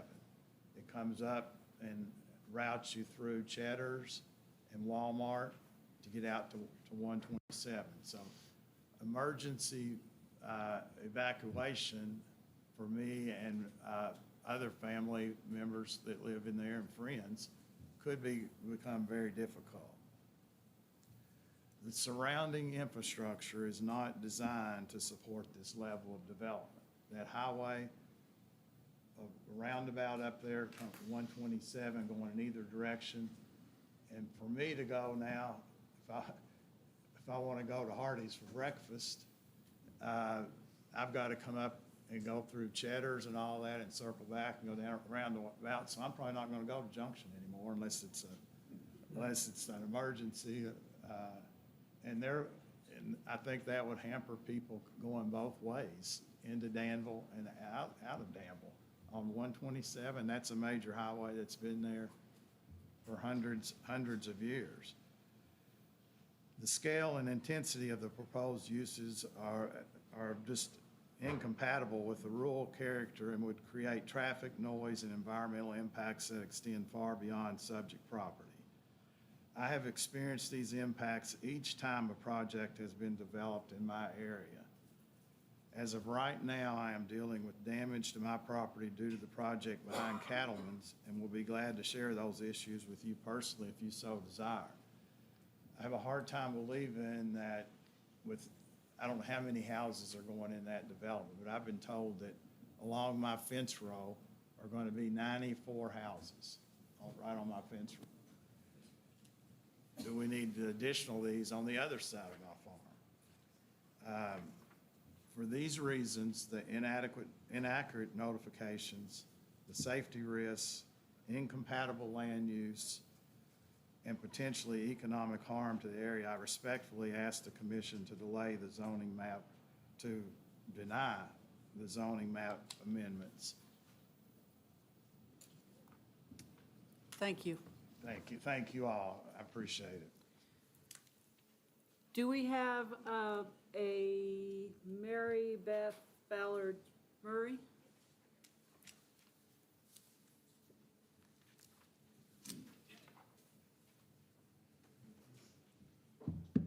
Hi, thank you. My name is Mary Beth Ballard Murray. I've been in this community for 30 years with my family. I live at 516 Popplewell. My family and I have been a part of the community, and our family farm means a lot to us. And the beauty of Boyle County cannot be understated. I'm convinced we live in one of the most beautiful areas in the Commonwealth. We were surprised to receive a letter about this zoning change and had no knowledge of it prior to 10 days ago. The letter stated that 1,136.5 acres was going to be developed. So we were confused about that amount, and that was a great error if that is not the case. My family and I are asking that this zoning change be tabled for a later date for us to get more information, for you all to get more information, to understand the proposed project, the implications, and to give us time to secure appropriate legal representation if needed. We are very much proud owners of our property and our neighbors, and we have great relationships with people in the community.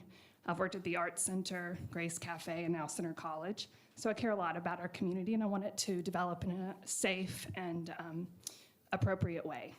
So I'd love to work with everyone here on this. I appreciate your consideration of giving us more time as we truly care about everything here, the natural beauty of our city and county and our family farm.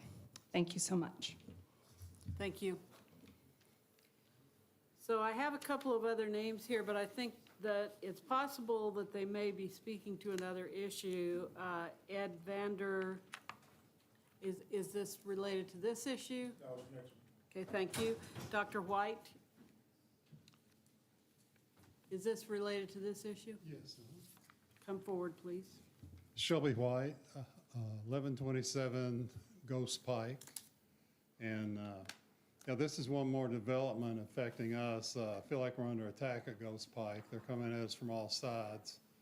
And, but the main thing, I have a future land use map, and it's my understanding that that little square at the top on the future land use map is low-density housing. Does anybody confirm that? Hannah, could we see the flume? Is that, But if my interpretation is correct, I think they're asking you to ignore the future comprehensive plan, land map. for the audience, can you identify what these are in the? Yes, so in your staff reports as well,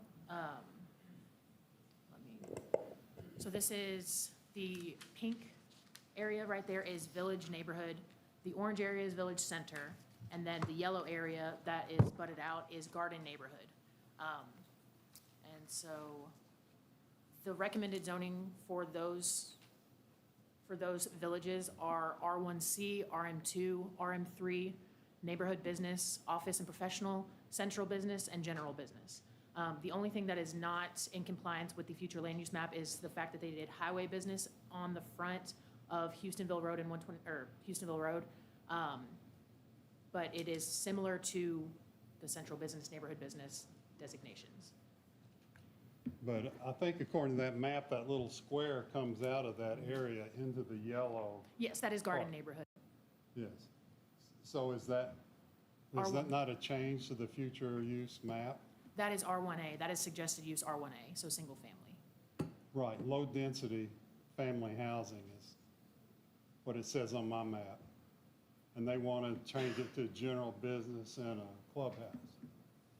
And it's my understanding that you can't change the future, the comprehensive plan unless there's some specific reason to do it, like inappropriate zoning or something has changed in the neighborhood. Henry? I didn't hear that, but I think the commission is aware that the statutory requirements are show comp plan conformity. If there is none, look at whether there have been major changes or look at whether the current zoning is inappropriate. Does that answer the commission's question? Thank you. Thank you. All right, which one is it? Is it inappropriate or been major changes?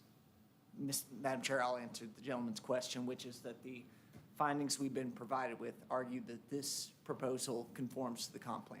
And so they don't then need to address inappropriate zoning or major changes. They're Then arguing what's the conformity. purpose of a comprehensive plan?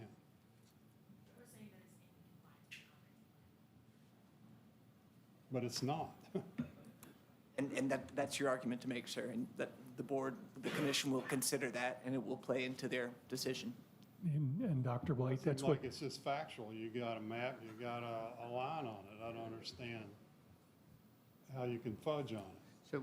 So Hannah, garden neighborhood Yes. zones, Garden neighborhood is the R1A suggested zone. When we passed that in the future land use map with the comp plan back in October, it originally was R1A and RM2, but we removed that RM2 designation. So originally, when I believe they probably started this plan, it was, garden neighborhood was R1A and RM2. So both single and multifamily. okay. So the main reason that this is being looked at, that corner, a little corner that you're talking about, is because of the clubhouse that would serve the neighbors who are in that area. Is that my understanding? Yes? Yeah. That doesn't sound low-density housing to me, though. Question for Hannah, too. The area that we're looking at Is that all inside this? No. So it's inside what you went around, and then that bottom square that's yellow? Here. Right there, yes, yes. Mhm. So all of that together, yeah. So that's the question that's being raised to us Yes, now. only the yellow portion, I believe, is what Okay, thank you. Thank you. Thanks for Thank raising you it. for bringing that forward. Are there others who wish to speak on this who have signed up to speak? It looks like most everybody that signed in today was to speak about a different agenda item. So did anybody that sign up? Did anybody that signed up earlier on the sign-in sheet want to speak about this agenda item, or was that only about another agenda item? I'm pretty sure it was about the other agenda item. So nobody that signed up today. Okay. Sir, I believe you wanted to come forward.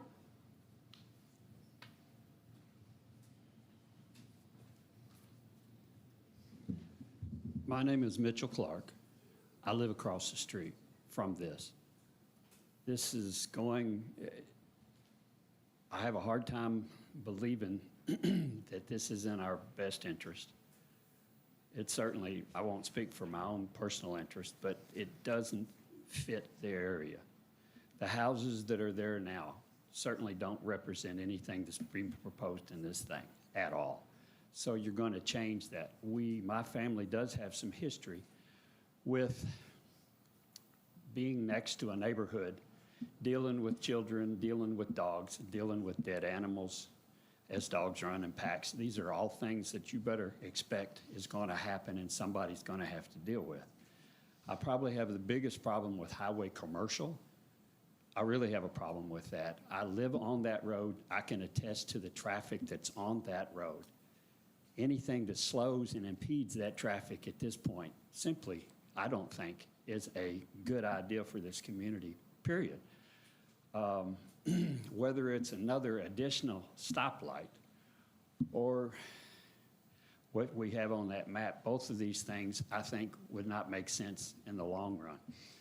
At night, I can envision what my place will look like with that much more light in the sky. As you know, I cannot, now you all are going to help me not be able to find a star in the sky. I don't know how that's a great thing for Danville, much less for me. I haven't heard anyone address the gas lines that I'm pretty sure run through there because they sure cross the street and run through me. No one seems to be talking about the gas lines. Maybe they're not important, I don't know. But there's a lot of things detail-wise. My family has developed part of the property on the bypass, and there's a lot of conversation that I'm not hearing today that should already been addressed before this, or this board would have required my father to have had all these studies in front of them. Well, I don't hear about any of this now. So half-baked and we're not sure, and we'll make it up as we go, or kind of like pass the bill, and you'll find out what's in it afterwards. It's something I certainly don't want to entertain if I can help it. So I respectively am glad for the time to share this with you all, but I feel like we need a whole lot more information. And I feel like it really does impact the adjacent landowners that are around this. It certainly will impact me, and anything that slows the traffic down coming into Danville, I don't think is a good idea by any stretch. And you all, I hope we'll have some more time to walk that property to understand how close this is. And thank you for your time. Thank you, sir. Would anyone else like to speak to this issue, this application?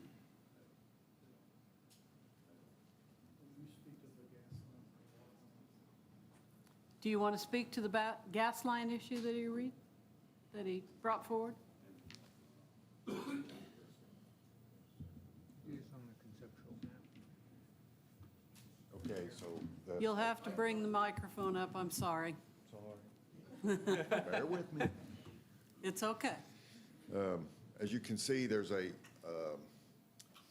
you can see where it says Highway 127 on the actual road, if you'll go right, yes, go right about 2 inches.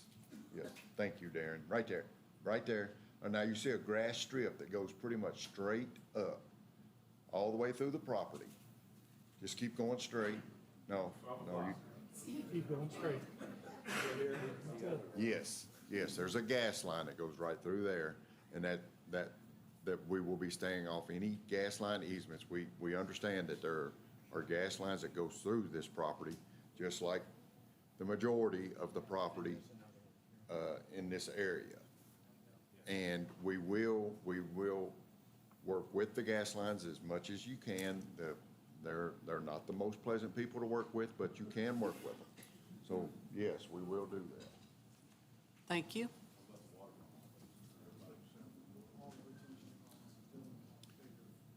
Yes, again, this is a zone change. This is not a plat or a final plat. Final plan. As far as that concerned. We will address the water. As the engineers cannot let any more water flow over the neighbor's property more than what is now. They know that they have to control that. That will be addressed. All this stuff about wishing and, that's not happening. Everything is fact. They study the topo of the property. They make the adjustments that they need to make in order for everything to flow the same way that it is today. Thank you, sir. Is there anyone else who would like to speak to this issue? Yes, sir? You'll have to come forward. Sorry. I'm still Tom Mills, Popplewell Lane. Understand. I guess this question's for Robbie, because just the mention of the pipeline. Will there be any blasting on this property? Because we're going through that right now with the project behind Cattleman's. Because it's hilly. I mean, it's not level. Correct. I can't tell you 100% no that there will not be any blasting. I'm sure the developers and the owner, if there's any way to stay away from blasting, they will. So I can't tell you 100%, but we don't know exactly what. Well, we're on Popplewell, we're really concerned about the blasting going on now. I understand. Because it runs right beside all of our properties. And if we could. Okay. Thank you, sir. Yeah. All right. Let's have discussion amongst the commissioners or questions. Are you closing the public hearing? Are we doing this? We're doing this in public Open. hearing. Correct? Okay. Any discussion, any further questions of the commissioners? Madam Chair, I want to bring up one item that was mentioned by a couple of speakers, which was the notices and the acreage listed on those notices. I took a look at what was mailed out, and the requirement of these notices is that we provide something that allows the public to identify the property. I'll tell you that the notice lists the owners, and from that, you can look on the PVA and see what the parcels are. It also lists the adjoining roads that are on there. So that's the information they've been provided. If the commission wished to, they could issue supplementary notices that correct that acreage.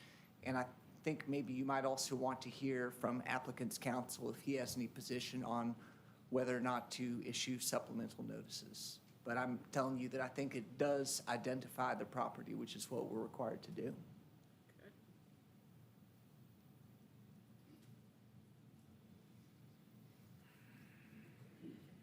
Further questions or comments? Yes, Ms. Douglas. You'll have to bring the microphone down a little bit. This might pertain more to the site plan and the zone change, but what Mr. Clark brought up, the lighting, is going to be immense through there. It looked to be as big as a prison, and everybody knows how it's lit up. So I'm just saying it's going to be something to see coming through there. Is it going to bother the traffic or the people living there, or going to light the sky up? That's all I have to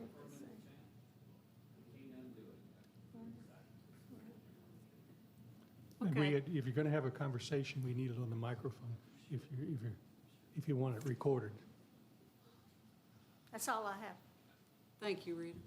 I'll be brief. I just feel like that if you all decide to go ahead with this, then we're going to sign up for some form of this. And the skyline at night is definitely going to change. And that'll be 24 hours a day. Those lights are going to be on. That's going to completely change.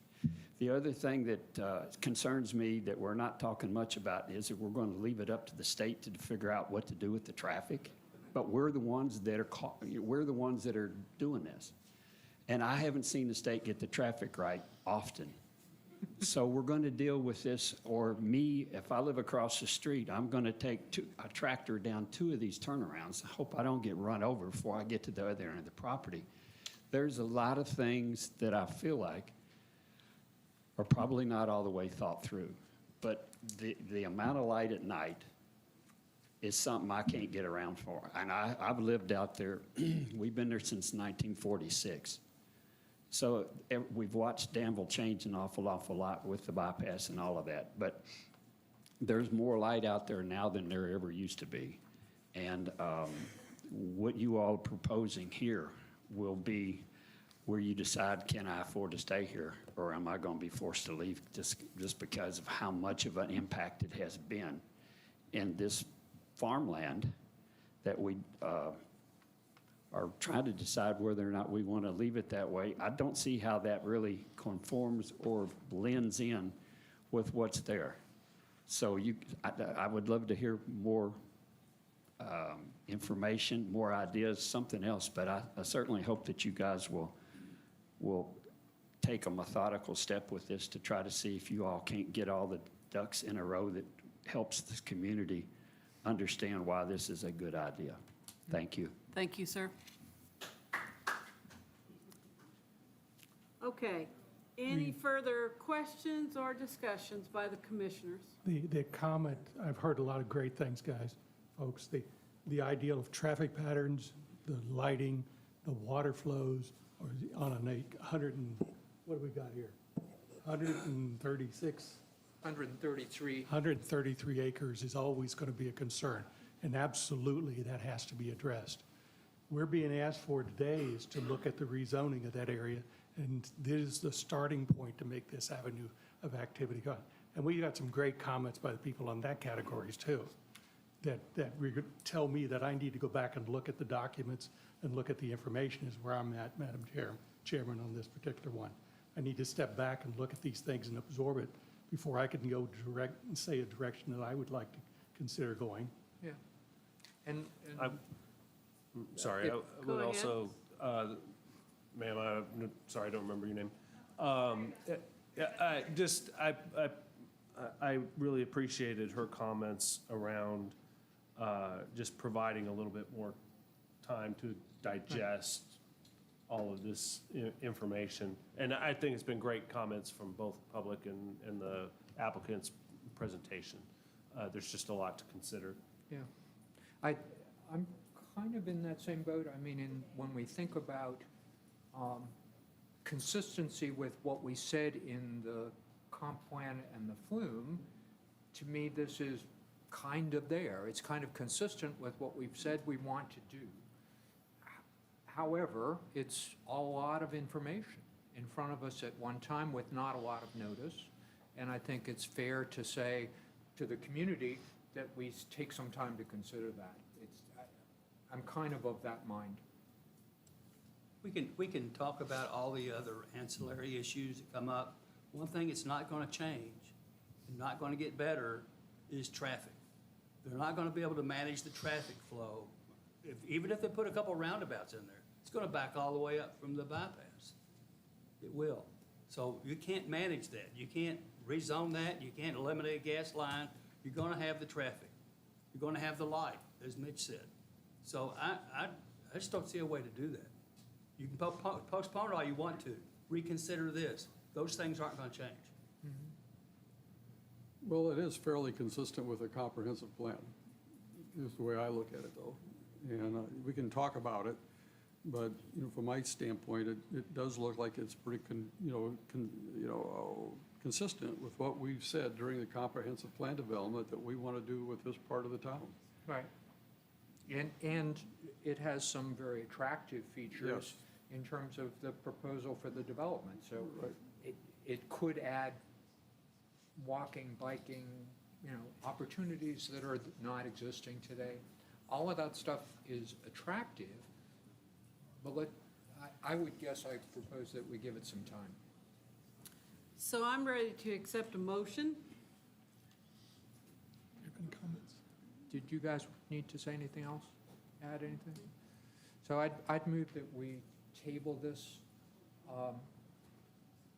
to allow us a little bit more time to consider all of the documentation in front of us and to better inform the community and allow community input at one more meeting before we would approach approval of this.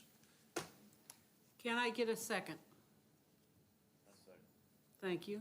To the movement and second, I think it would be wise to attach to that motion the reissuance of public notice correcting the please. acreage issue. Yes, please, Henry. And I also just want to ask staff if there are any staff items of concern, which are listed in page 12 of your staff report, Yes. which needed addressing. I'm looking particularly at the water sewer floodplain verification letter, which I didn't see was included with the application. That'll give us- And are there any staff concerns that you want Well- to pinpoint maybe for supplementing? Right, are there staff concerns specifically that we could address by delay? I think that water sewer floodplain verification, getting that by next month would be helpful, but everything else we've discussed in tech review, and that's already ongoing. The traffic study contingency by KYTC, the drainage documentation, the multi-use path was touched on earlier, and the Popplewell and Stubb Street realignments. So I think that drainage documentation and water sewer floodplain verification I think would be helpful. Thank you. So we have a motion and a second. Any further discussion? If not, all those in favor of the motion, please raise your hand. Opposed? Thank you. This will be tabled until our next meeting to be discussed. And for the need of the chair, we will take a 10-minute break, and then we'll be back to the next item.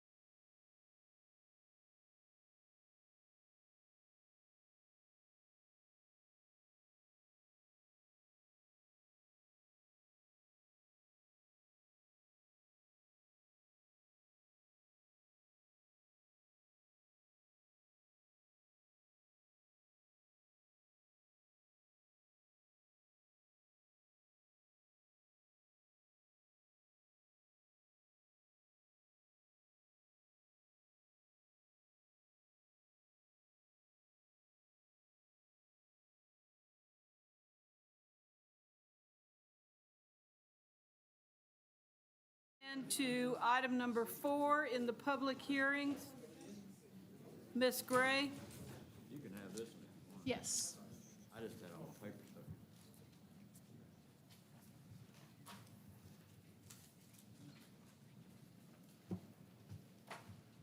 All right.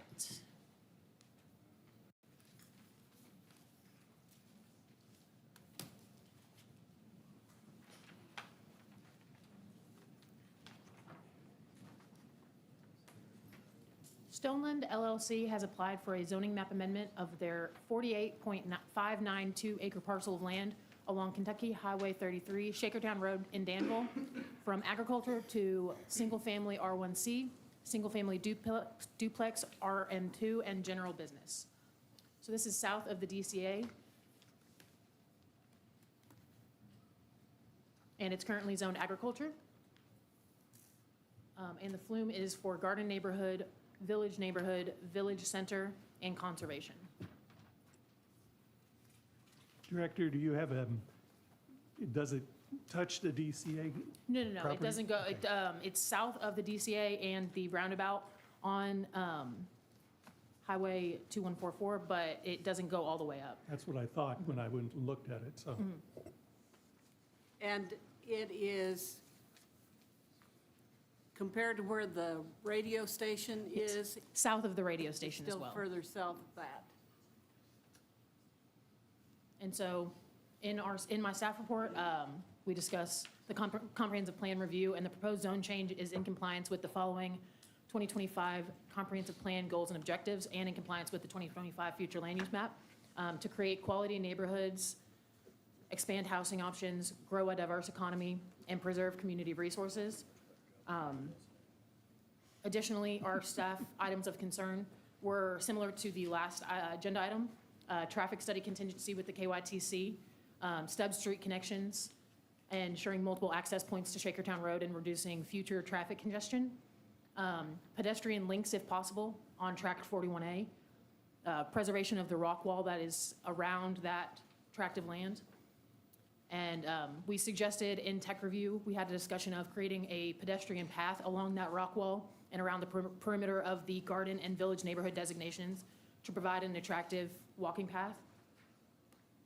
And then additionally, a vegetation buffer around that rock wall as well to, reduce people seeing in.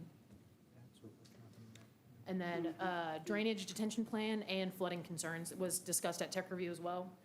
And so, Director, can you talk about the Track 41A pedestrian link, so we understand it? yes, so on that on the plat, it is in your staff reports. It shows a Tract 41A left of 42 and to the right of 41.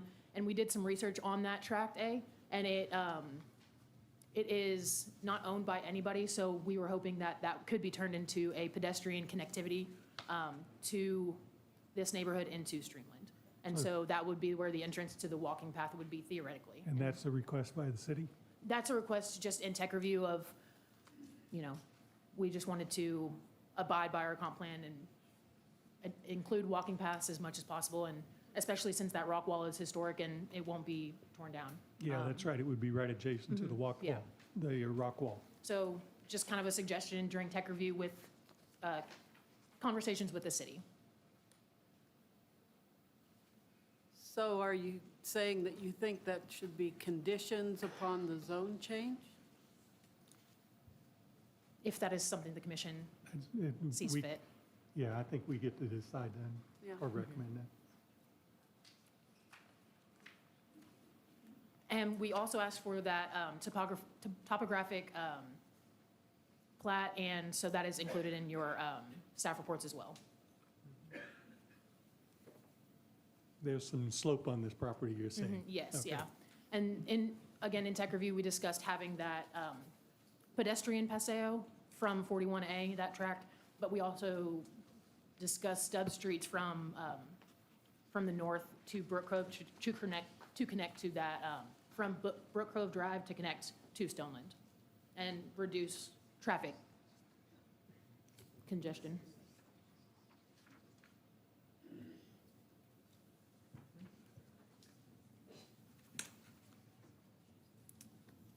I would also like to note that there were some discussions on Facebook about this LLC being connected to a potential data center in Boyle County, and that is not true at all. This is not connected to any other development or any data center at all in Boyle County.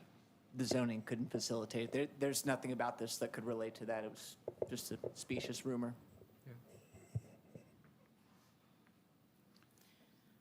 Do you have anything else?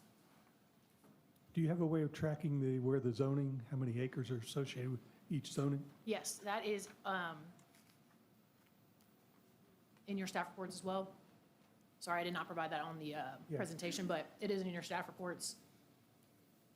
Do you have the numbers to read out loud? Yes. There is 10.573 acres designated to RM2, 24.219 acres designated to R1C on the left side of the plat.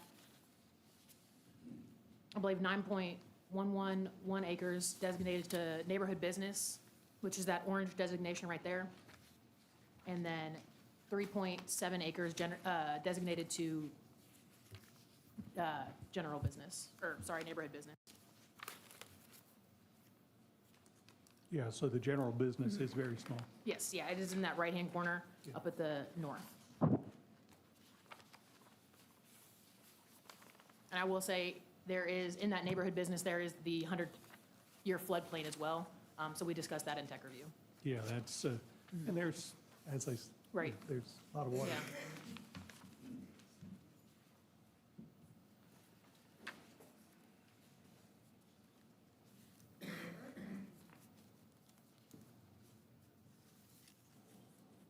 Do you have anything?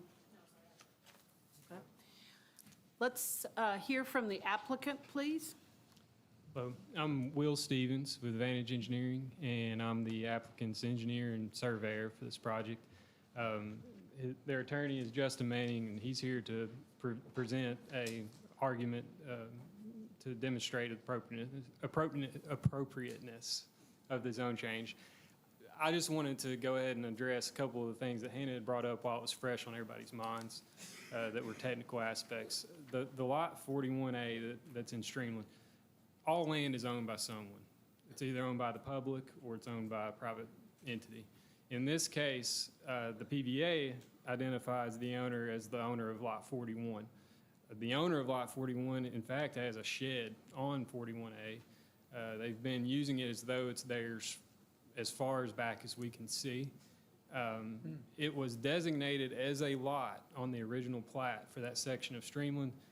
The only note about that lot was that it can't be used for residential purposes. It was not designated as a public right-of-way on that plat. This is me speaking as a surveyor.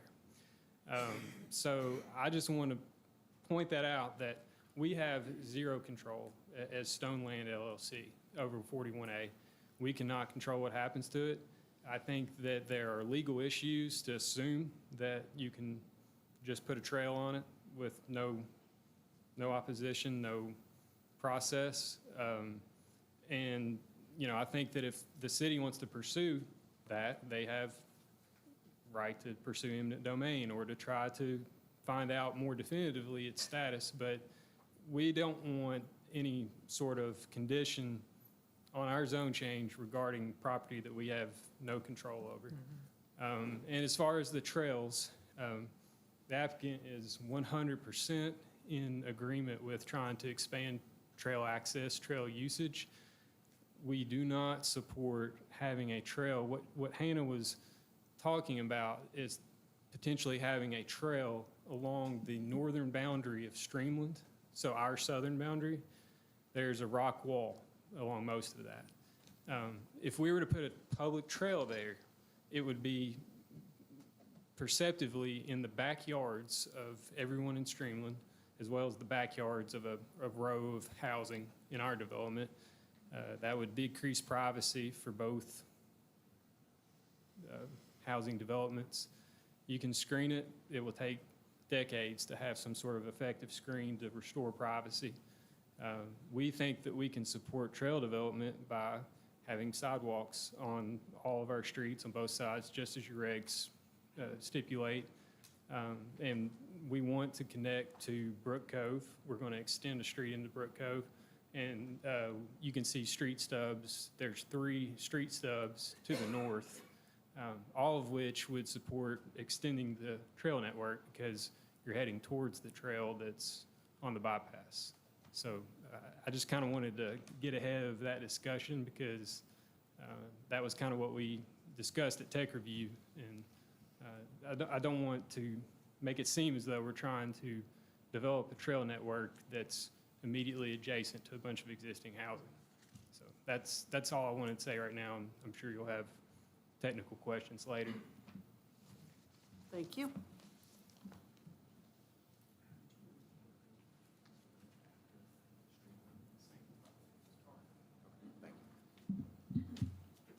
Can I ask a question between the two of you while you're paused? Yes. You're telling me then track 41A is okay, but not a walkway next to the rock wall? We're saying that we have no control over it. We don't own it, and On 41A? yes, and Okay. to the best of my knowledge, it's not been designated as public right-of-way, and it has been treated as though it's part of private land owned by a homeowner in Streamland. Okay. It's down here in the corner. It's down here in the corner. Yeah, it's way over there. That's my understanding. I was just trying to get the staff recommendation so I understand which one. Yeah, it's that little sliver that is adjacent to 42 and 41.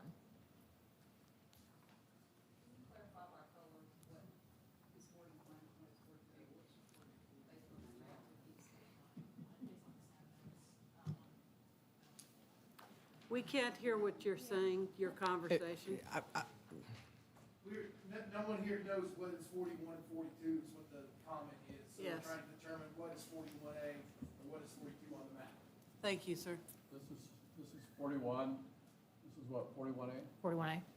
This is the one they're talking about, this little. It's a little bitty thing.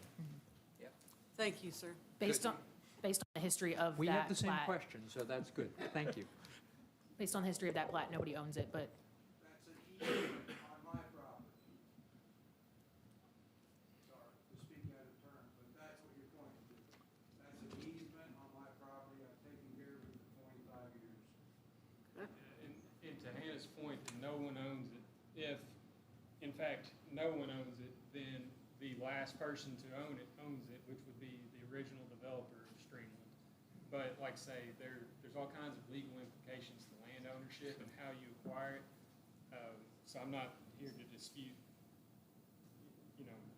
I just don't want it to be perceived as though there's this ready-made public right-of-way Right. for use, because that's not the case. And I just needed to know whether we were going to address it, how we're going to address it, since it's a staff item on the list. So, and when you're ready, if you're coming up to speak a little later, you can give us more information. Ma'am, go right ahead. We got involved, sorry. That's, that's perfectly fine. All right, I prepped this to say good morning, but good almost afternoon at this point. My name is Justin Manning, and I represent the applicant, Stoneland LLC, regarding the requested zone map amendment for approximately 46.7 acres located along Shakertown Road. The applicant is requesting a rezoning from agricultural to 4 districts, approximately 2.8 acres of general business, approximately 9.1 acres of neighborhood business, approximately 10.5 acres of 2-family residential district, which is RM2, and approximately 24.2 acres of single-family residential, which is R1C. This application is straightforward because the requested zoning directly implements the framework already established by the recently adopted comp plan and future land use map.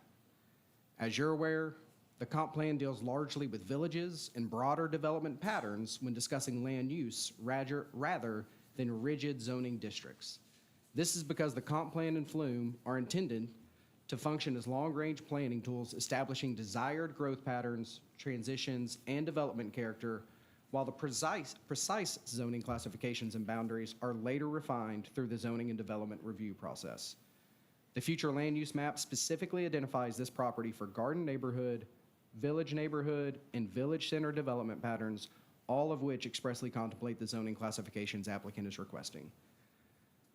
The comp plan specifically identifies the property within the Brook Cove Village growth area and contemplates village center development as a hub of neighborhood activity supporting commercial and moderate density mixed-use development. Applicant's request for approximately 2.8 acres of general business directly along Shakertown Road mirrors that vision and logically places neighborhood-serving commercial uses along the corridor where the flume anticipates them. The comp plan also identifies village neighborhood uses on the property, which contemplate predominantly residential development with limited neighborhood-serving commercial uses. Applicant's request for approximately 9.1 acres of neighborhood business and 10.5 acres of RM2 directly aligns with those flume designations. And finally, the flume designates much of the property as a garden neighborhood, which primarily contemplates single-family residential development. Applicant's request for approximately 24.2 acres of R1C mirrors that designation and provides an appropriate lower-intensity transition adjacent to the existing residential areas. All zones requested by applicant are primary or secondary zones for the villages identified by the comp plan for this property and the future land use map. Therefore, importantly, this is not a case where the applicant is asking this commission to disregard or depart from the comp plan. Instead, applicant is simply asking you all to implement the exact growth pattern and land use transitions and concepts already adopted via the comp plan by this very planning commission and local legislative bodies. This matters. The comp plan is not simply an aspirational document.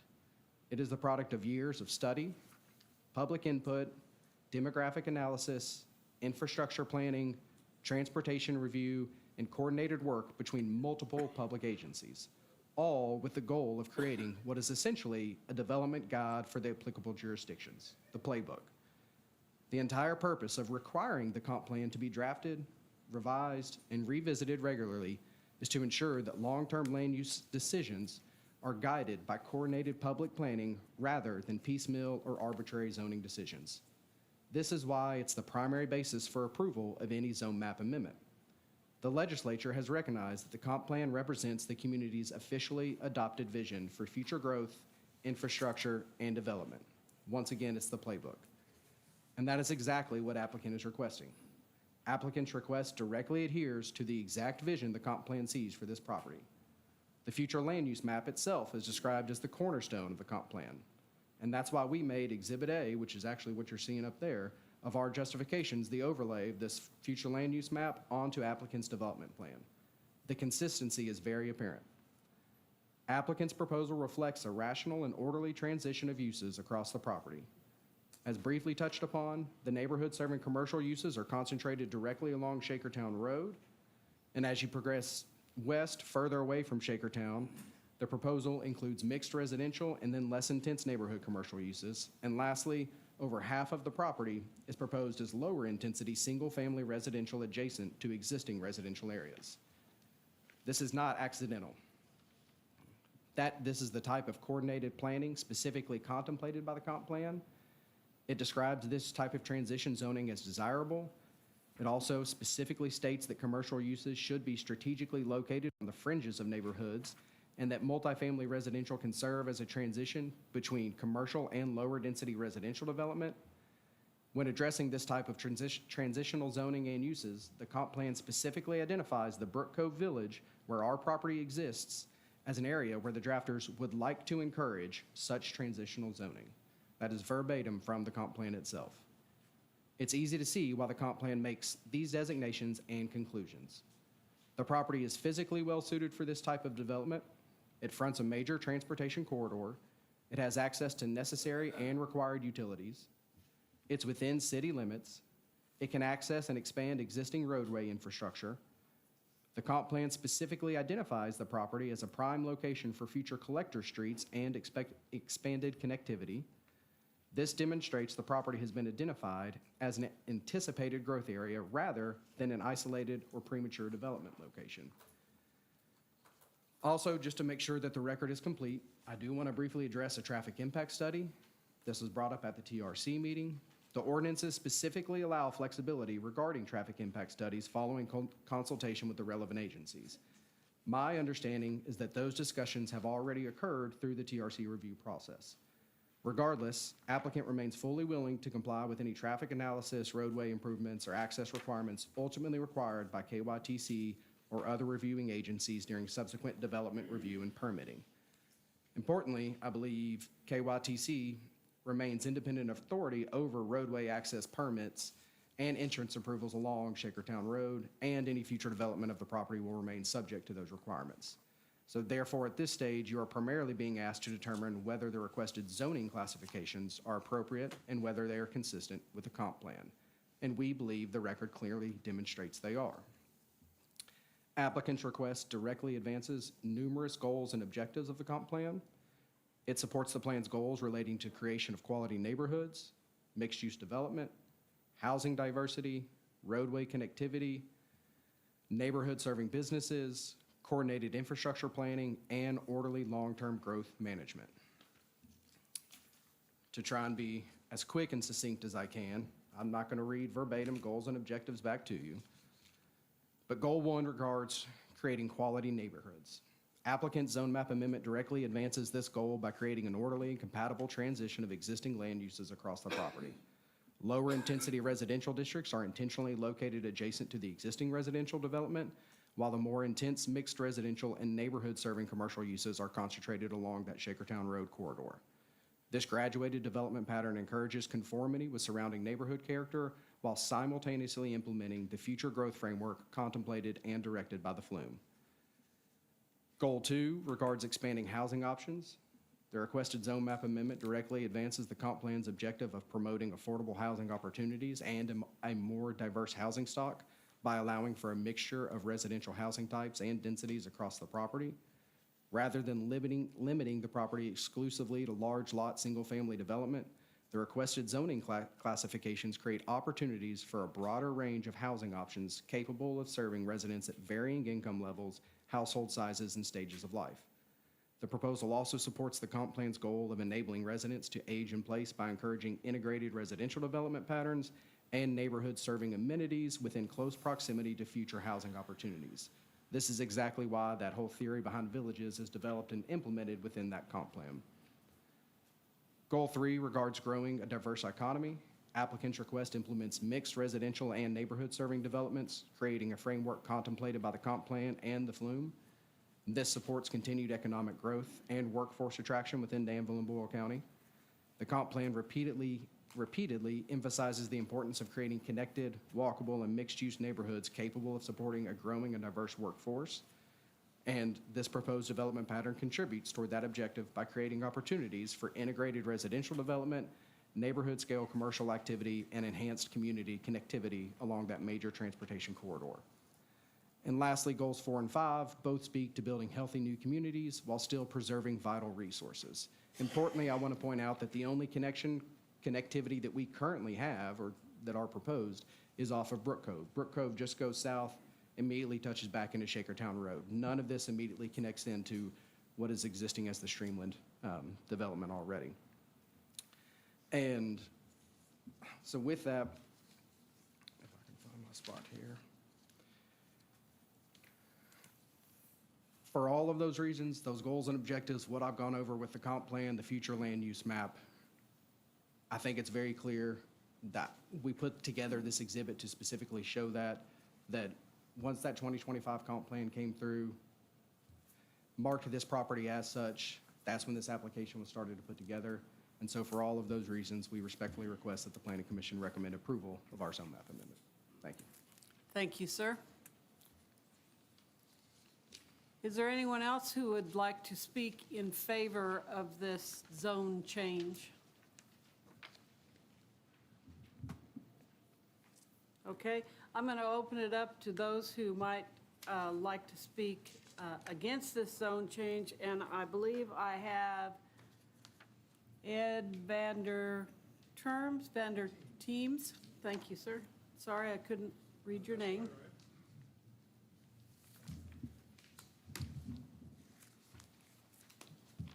I'm here to just address the concerns of a lot of the residents both of Brook Cove and Streamland.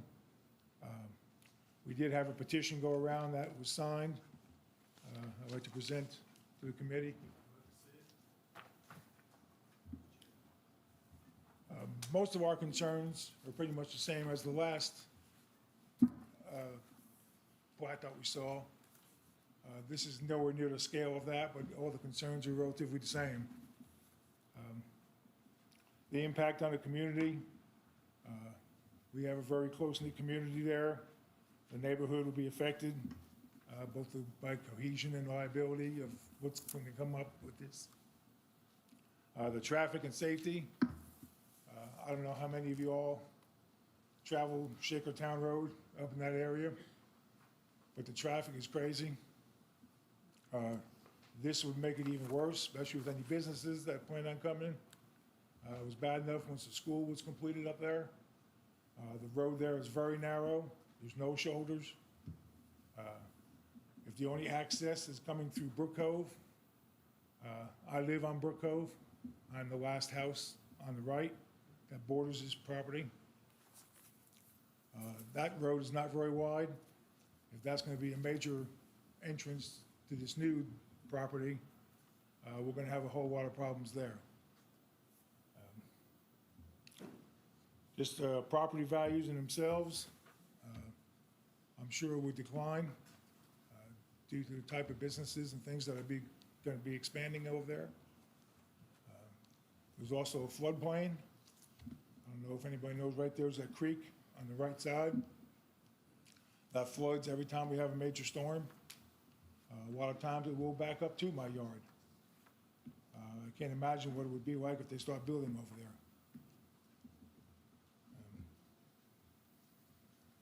I also had questions about the existing sewer system and if the pump station up there on Spears Lane is going to handle all this, or if it's going to be planned on being upgraded, and who's going to pay for those upgrades. There's also a right-of-way right there at the end of Brook Cove leading to this property. It was my understanding that there's a 50-foot right-of-way, but I don't know if it actually runs right up to the adjacent property or not. I'm not sure who owns that right-of-way, but I was hoping that would be something that'd be looked into. I'm not sure about this walkway that they're talking about. My property is adjacent to that rock wall, and I'm not sure where this walkway was going to be, on what side of the rock wall they're planning on. But hopefully it's not coming up to my property. Time. Henry? That's 3 minutes time. Yes, sir. Yeah.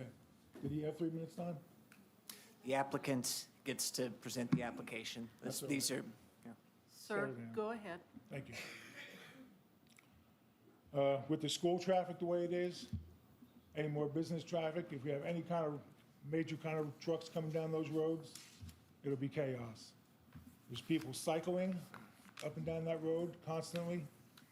They will definitely be at risk. A lot of children coming from the school will also be at risk. It's just not a good fit for the neighborhood. That petition I had signed around, there was just about everyone from Brook Cove, several people from Streamland, all worried about, like they said, the lighting, just the immense traffic, and the people. We all moved there for one reason on Brook Cove, and that was because it was a quiet, dead-end street adjacent to farmland. And we really hate to see all this disappear. That's really about all I have, I guess. I'll let some other people come. I'm sure there's a lot of people here wanting to touch on this subject. Thank you, sir. Thank you. So there are some other folks who wanted to speak? Yes, yeah, and so we will go in order. So the first one up is John Harris.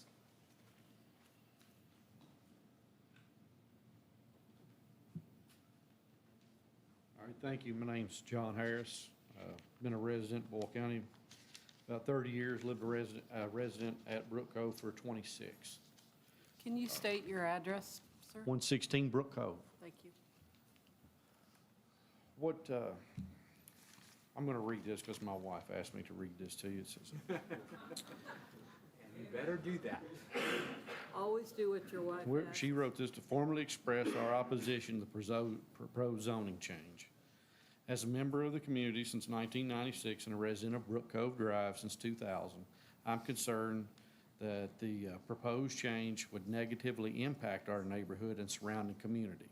Specifically, the rezoning would increase the traffic, the noise, the congestion, and overall strain on the infrastructure. Behind our house sits the gas station there on Brook Cove on 33. We all know it's not very well maintained. It's grown up. It's a horrible location. We really welcome more of that there. Behind my house, okay, I'm sorry. You know, it is overgrown. We have a bridge there. We've had trouble with the bridge before having to be maintained. The water that runs through there is a major tributary into Lake Harrington. So all the water flow that comes from Streamland, Brook Cove area is major, and the field next to Mr. Vanderteam's there that this property is on has been covered completely in water in years past. So in addition to that, we know that our property values are going to go down when they start adding duplexes and the single houses and stuff there. It's just, that's a very big concern of ours. It's, you know, many residents chose the area because of its unique location, such as we did. We were able to raise our children in there without worried about people running out behind cars and being overcrowded streets. The entrance they're proposing here at Brook Cove, we just deliberately talked about the rock wall through there, the historic rock wall through there. That entrance through Brook Cove dead ends to that rock wall. So the rock wall is on both ends of that. So you're still looking at tearing out the rock wall that we've all talked about here. And I think there's no reason from your maps that you have up here, coming off 2168, it shows what, 2 entrances there, is that correct? Is that even off 2168? Or are they showing only the entrance through Brook Cove? Only through. See, I mean, you're going through a dead-end subdivision that has 16, 18 houses in it, and you're wanting to add all that traffic flow through those houses on one entrance, when you could easily come in off 33, I mean, right past the gas station. There's other ways to look at coming into that property other than tearing down that fence and going through a private neighborhood that, you know, I pull a boat, I can't even turn around in that street. I have to back in because it's so narrow. And, you know, if somebody parks on a street, because there is no room for the volume of traffic through there for entrance through Brook Cove Drive. Absolutely not. And I just want to thank you for your all's time. And like you said in your prayer earlier, that little dead-end street is what made things unique about Danville that drew me here, and it made it unique about the location where we decided to live. But thank you all. Thank you, sir. All right, next up is Chase Broach, and then Bruce Jones.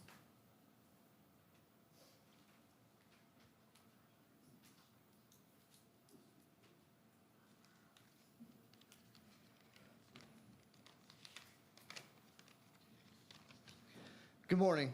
My name is Chase Broach. I live at 115 Brook Cove currently. However, I'm an interesting anomaly, I guess. This is my second home on Brook Cove, as my parents lived there beforehand. So at 117 Brook Cove is where my mother still resides. I've been in this neighborhood since the early 90s. Moved out of my parents' house in 2006 after graduating college, and then I had the opportunity to return in 22. I bought the house next door to my widowed mother. I knew how amazing it was to grow up on a dead-end street and how unique it was, and to have this now same opportunity for my child, I cherish even more. I do not want to see Brook Cove become a through street. Dead ends allow for safer bike pedestrian travel.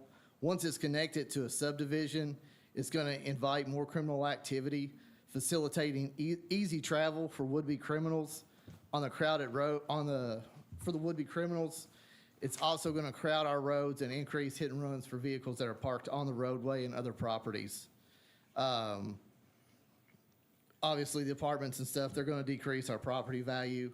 It's going to increase an already traffic flow. It is going to increase traffic flow on an already crowded highway. Being a highway means we have to work with the state for the non-existent shoulders. We're going to have to add turn lanes. We know the challenges that working with the state faces. We've already talked about all that today in the other two meetings or other things that have gone on. I'm not sure the need for any type of retail space, as Brook Cove Center already has empty buildings there. There are spaces available.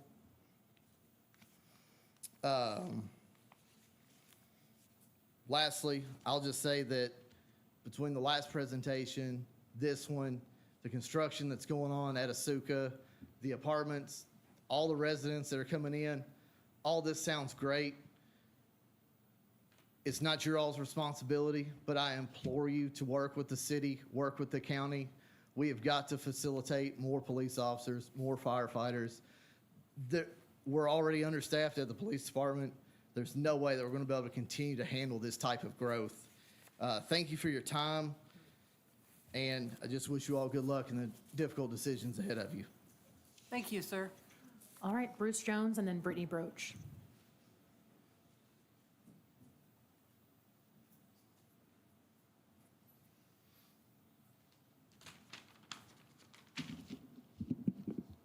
My name is Bruce Jones. I live at 507 Stony Brook. Been a resident there for 29 years. My property backs up to the back side of this property at the cul-de-sac on the far left of the map.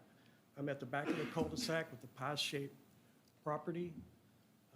So if you look at that, from that tree line that divides the yellow and the orange there, that tree line, there's a steady and significant slope from that tree line back to that property line to my backyard. Anytime we have sustained rain or heavy rain, I get a significant stream that flows behind my property, right at that property line. I mean, it's pretty significant. And part of that actually branches off and runs between my house and our neighbor's house, and the city knows this is a problem. They've come out and they've put a grate out in the middle of the cul-de-sac to help with the drainage, but that's on the other side of the street. So now we're going to add more to the other side of the street, so it's just going to flood through my backyard. And I'm really concerned about that, and I don't see any indication on this plan for water retention. I know this is a basic plan right now, and you can see that grayish area on the left of the map where the cul-de-sac is. That grayish area indicates the flood zone. And all of this water that comes off of this concrete and asphalt that's going to go in here is going to flow down that hill right into that area that I've been talking about, and it flows right into Spears Creek. And we already know how much problems we have with Spears Creek. The city just came out recently and replaced a bridge on Twin Brook and made it wider because of the water problem. So there's not been a lot done inside the subdivision to deter the water issue. So that is a major concern for anybody that lives along that back property line. My other concern is obviously traffic. It's been stated before. And one thing that hasn't been mentioned, and I'm pretty sure I remember this correctly, I believe this commission had approved a property development just south of Streamland recently. Is that correct?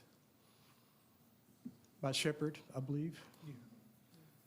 At the base of the hill and the turn. So we're already looking at a new development coming there of a subdivision. Now we're talking about another one with DCA, and the city is routing truck traffic through 2168. There's a new sign up there on 3rd Street right beside the Hub, Frankel.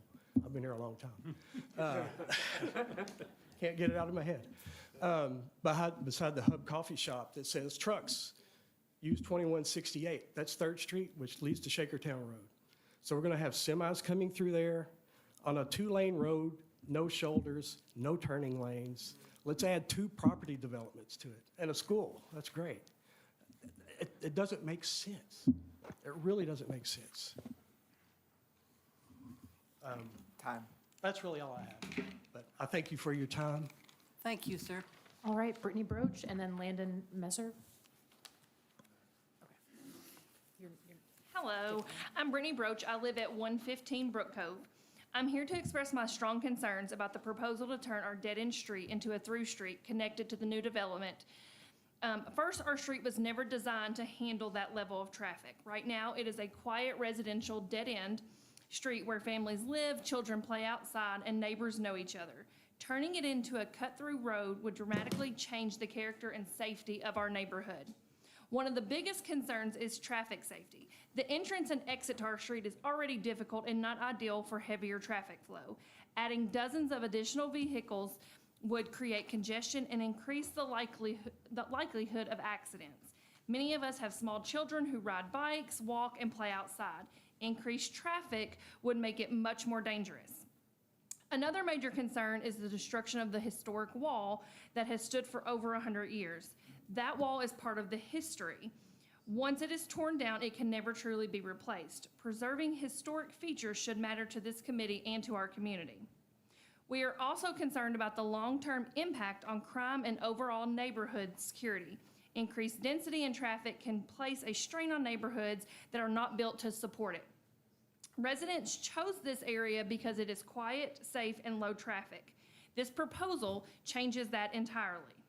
I want to be clear, this is not about opposing growth or development altogether.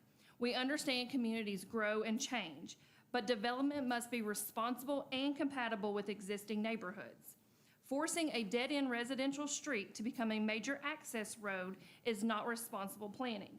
I respectfully ask the committee to reconsider this proposal and explore alternatives that do not require opening our street to through traffic, destroying historic structures, or compromising the safety of the families who already live there. Please listen to the residents who call this neighborhood home. We are asking you to protect the safety, history, and character of our community. Thank you for your time. Thank you, ma'am. All right, Sam Ponsel, and then Jenny Holland.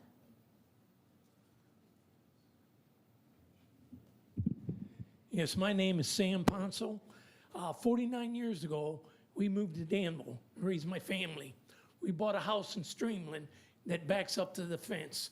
When we bought that house, Can you tell us your address, please? 336 Streamland Drive. Thank you. When we bought that house 49 years ago, we were told by the realtors that Steele Gregory owned that farm. It would always be agriculture. It would never be a subdivision. And about 4 or 5 years ago, somebody bought that subdivision and came to planning and zoning, try to change it. And the way I heard it from Steele Gregory, there was like a handshake that he sold the land, but it wasn't going to be developed. It was going to stay agricultural, which apparently it's not. People getting greedy. I live right on the fence line. When it rains, behind my house, it's like a river roaring because the water flows down into the gully. There's a bridge on Streamland Drive. Sometimes I can't go to town because I can't get over the water on the bridge. There's times I can't get home because 33 is flooded. And now we're going to put subdivision in to give us more water. And I don't know if you travel 33 to get out of Danville. But like everybody is saying, it's a 2-lane road. There's no berm. There's 3 dips in that road that, are hazardous. People coming out of Brook Cove gas station almost hit you all the time. Brook Cove, it sits back in there. You can't, when you're coming down the hill, you hardly can see Brook Cove's turn in for those people. And now you're going to put a major highway through there to a subdivision. I don't know what's wrong with, people, that they're greedy or whatever, but they want to change the lives of hundreds of people that are satisfied living in Streamland. Thank you, sir. All right, Jeanette Holland, and then Sam Brashears. Hello, Jeanette Holland, 111 Brook Cove.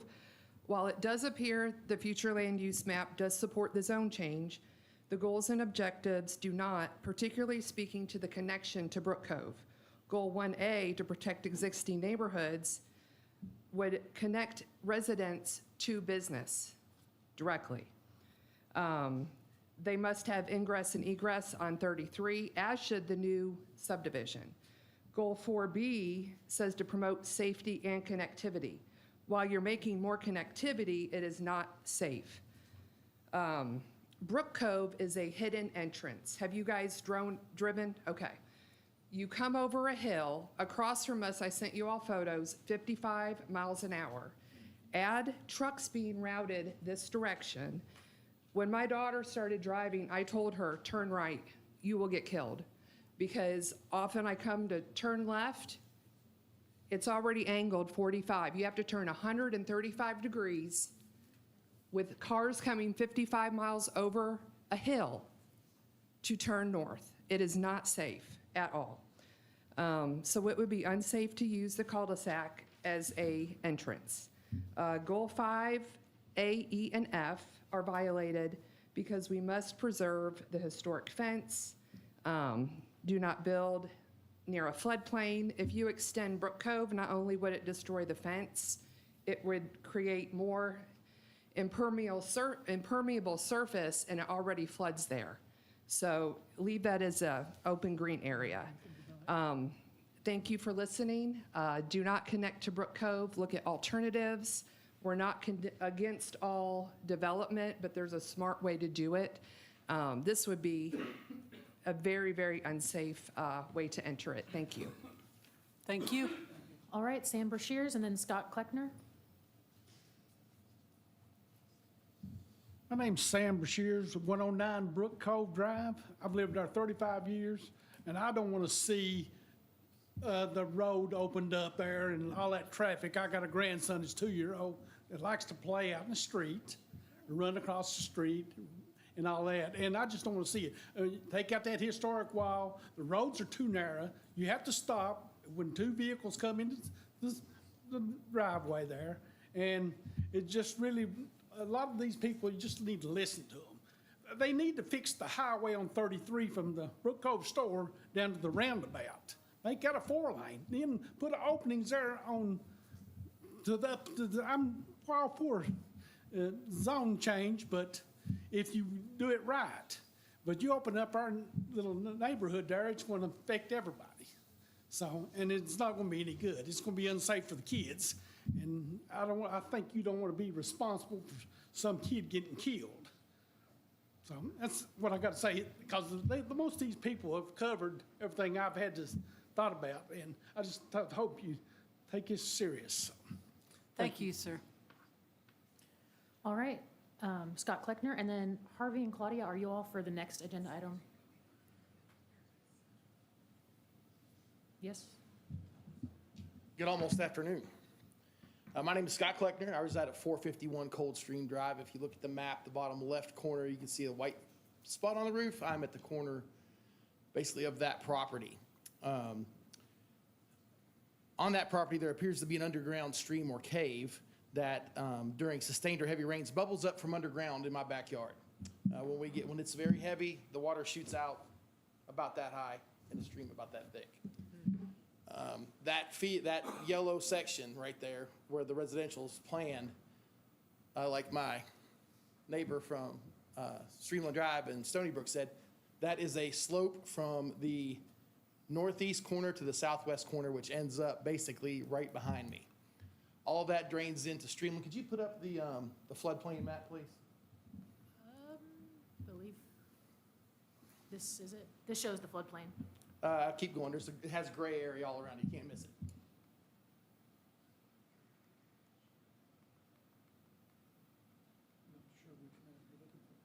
There you go. So you see that gray area? That is the path, somewhat of the path of Spears Creek. I've been, and my family has been in that house for 50 years, more than 50. The city fixed the bridge at one point. It was a single culvert. Now it's wide open, and we still get overflow across the road. If we put non-permeable surfaces and we still have more drainage coming that way, what is going to happen in this floodplain? FEMA has established the baseline National Flood Insurance Program standards, and a study is required when an adjacent property is adjoining to the floodplain. It's a hydrologic and hydrologic and, what's that? hydraulic and hydrologic. Have you guys done that study yet? Okay, so that is requirement by FEMA before any development is done. Sorry.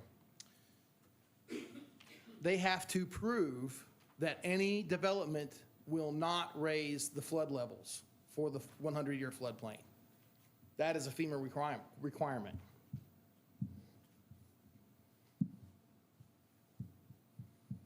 Sorry, I got my notes spread out here a little bit.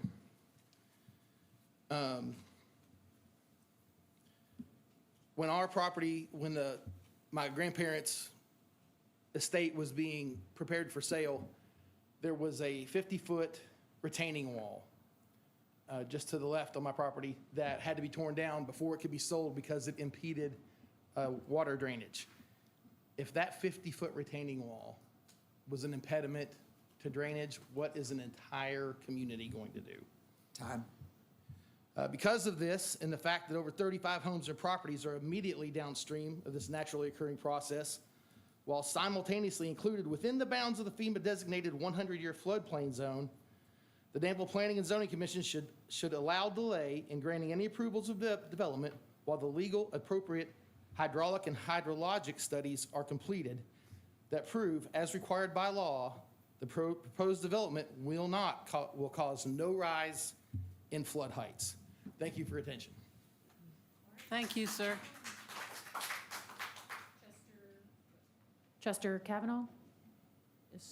Nope. John Ibavez? Nope.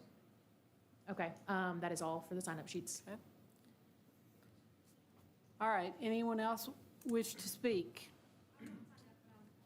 Come forward, please.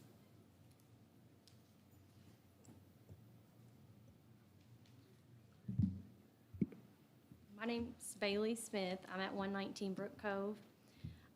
I'm here today to formally express my opposition to the proposed zoning change for the 46.692 acres located off Highway 33, Shakertown Road near Ridgeview Road.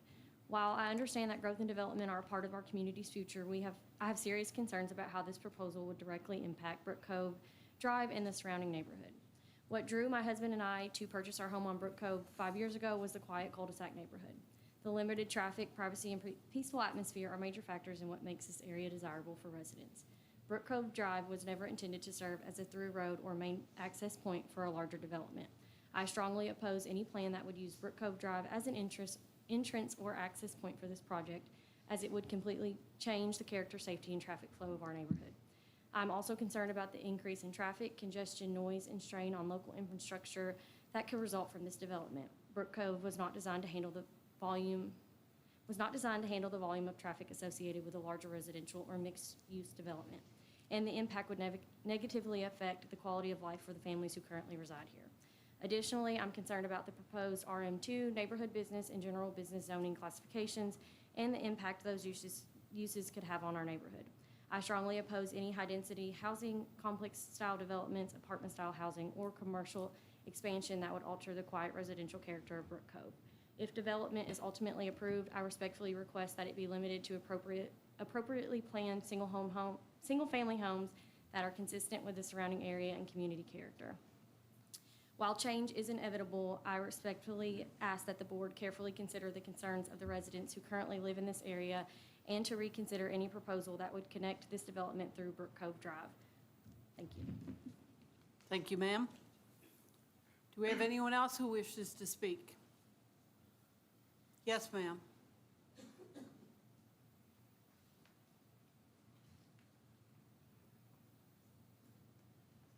My name is Samantha Kleckner, and I live at 451 Coldstream. That's my husband, same home. With respect and appreciation for the fact that they are not considering putting walking trails directly to the back of our properties, I do find objection with the fact that it was stated that the community was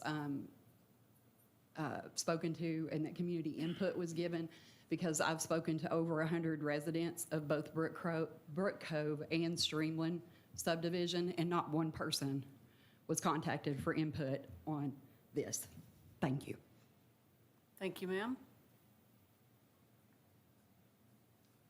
Okay, I know that the commission has some questions, and so let's go ahead and have some discussion. My question, I'll just start off. My question is, can you please share, are there any plans for any access to this besides that which comes from Streamline? Is there any that will come off of Shakertown Road? Yes, ma'am. Looking at the drawing behind you, our primary access is directly to Highway 33, Shakertown Road. That is in the northeast corner of our parent tract, adjacent to the GB zoned proposed area. That is the primary entry for the entire development. I appreciate the neighborhood concerns with connectivity to Brook Cove. The primary reason that we have that is that the comp plan in the city want to promote connectivity between neighborhoods. In fact, there is a map of proposed secondary street corridors within the comprehensive plan that shows green proposed street lines on it, which almost precisely mimics our proposed street layout. Brook Cove, the right-of-way of Brook Cove terminates at the north property line of the Brook Cove development, and it adjoins us. So we show that connecting to Brook Cove in an effort to try to comply with the city's proposed, the city and the county and the planning and zoning comprehensive plans, goals and objectives. I spoke with the applicant during this conversation. He is completely fine if you want to condition the zone change upon not having connectivity to Brook Cove. He is not opposed to that. He would be fine with you mandating that we do not connect to Brook Cove. We show it simply because every publicly available document, not just written goals and objectives, but also a depicted map, show that proposed connector street.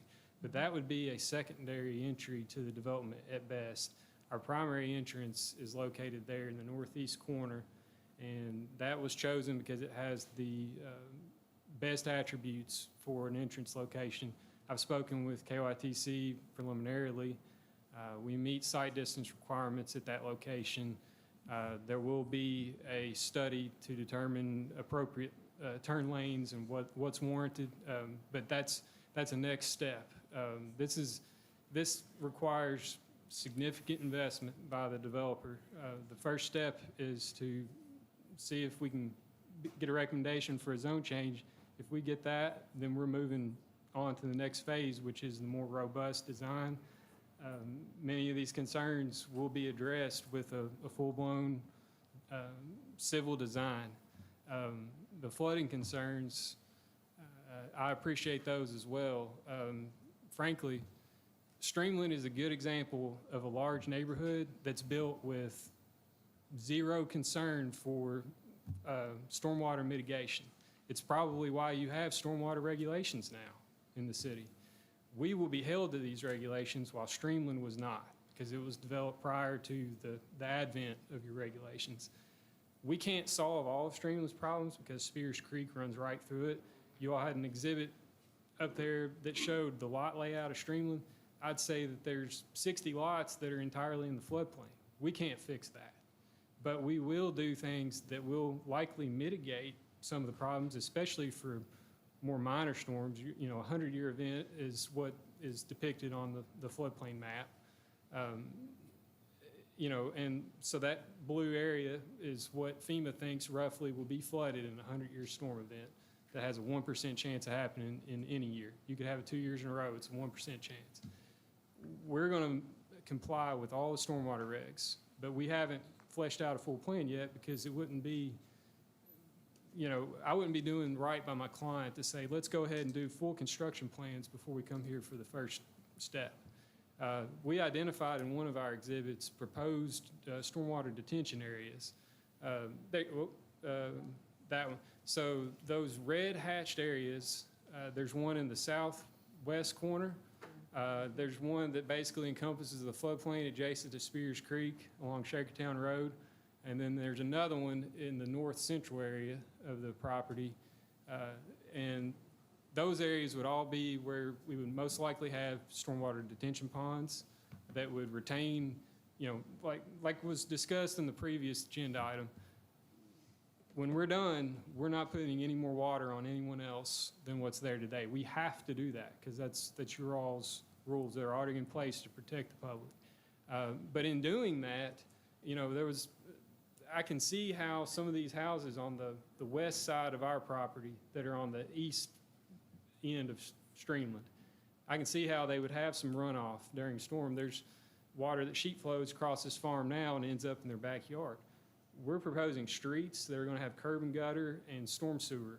And so a lot of that water that they're seeing now will be intercepted before it enters their backyards, and it will be conveyed to a stormwater detention pond. So that will only help their situation. I can't promise that they're never going to get flooded. There's always a bigger storm. But we will design to meet your standards, which will, in effect, help mitigate this existing issue that, like I say, is likely the reason you have the regs you have today. But I think those were the two major concerns, were traffic and the traffic impact and the flooding. And I think that we will address those in spades. And I think it's really up to you all whether you decide you want connectivity to, if you want to uphold your map that you produce with secondary streets and the goals and objectives, we have the opportunity to connect to Brook Cove. We cannot connect directly to Streamland because there are no street stubs that touch us. We have the opportunity. It's up to you all to decide, do you want to uphold what's in your comprehensive plan and what you've previously indicated you want for a secondary street network, or do you want to mandate that we do not connect? And we are fine with either conclusion you all arrive at. If you want to mandate that we do not connect to Brook Cove, we're totally fine with that. Thank you, sir. Other questions or discussion? Are we closing the public? No, this is in the open. Director, you had a note in your staff items of concern that the flood, you had a bullet there for flooding concerns. Is that adequate, what he's talking about? Yes. What he said is correct, and that was our discussion with the city as well, Okay. and that's why we asked for this watershed map to. You did, by the way, you did a great job explaining the different regs that we have today on that topic, so thank you very much. Yeah. Let the commission, just a moment, let the commission bring forward questions first. And I think the applicant was hoping for a chance at rebuttal. I think Mr. Stevens covered some of that. I don't know if Mr. Manning also wanted to. I believe there's still some public comment that may occur, so I'll wait for after that. I just didn't know if any questions were going to be directed my way, but I'll stand Any up. questions from the commissioners or discussion? I believe there was a couple of other concerns. Just one comment, and I was looking at the detention pond. Come up to the speaker. I'm sure everyone can hear you, but no problem. There's right where the detention pond is, I know you surveyed back there. There is a stone wall along that fence line as well. Just wanted to point that out. Thank you, sir. I believe there is another come forward, ma'am.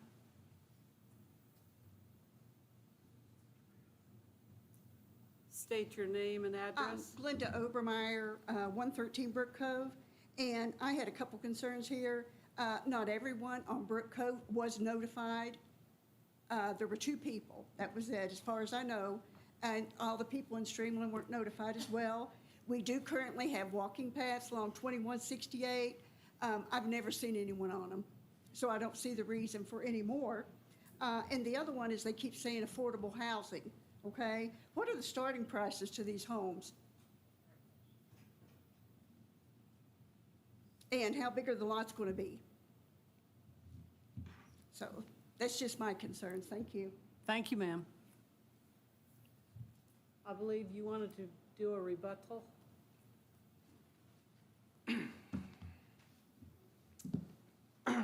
Yes, just very quickly. Once again, we're talking land uses, and all of the concerns brought up are specifically items addressed when drafting the comp plan and the future land use map. Whether that's the commercial or potential for commercial development along Shakertown Road, emergency services and its funding, safety, et cetera. All of these are elements that are gone through at length when putting together the comp plan and the future land use map. As has already been explained at length, the development can't make any of the stormwater worse. We can't solve the prior approvals of any development, 50 or so years ago, whenever Streamland was originally development.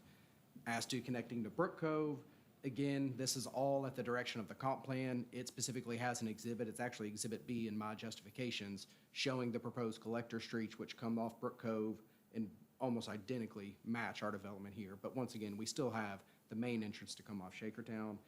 In regards to traffic, we're providing 3 stub roads north that could all eventually connect to 2168.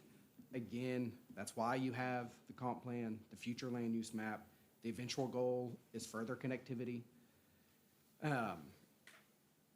Growth enables and funds emergency services. So inherently, stuff like this that raises property values, allows further development, increases property taxes, income taxes, et cetera. That only benefits the county and the city. And so just as a whole, these are all items that have been addressed in the comp plan and the future land use map.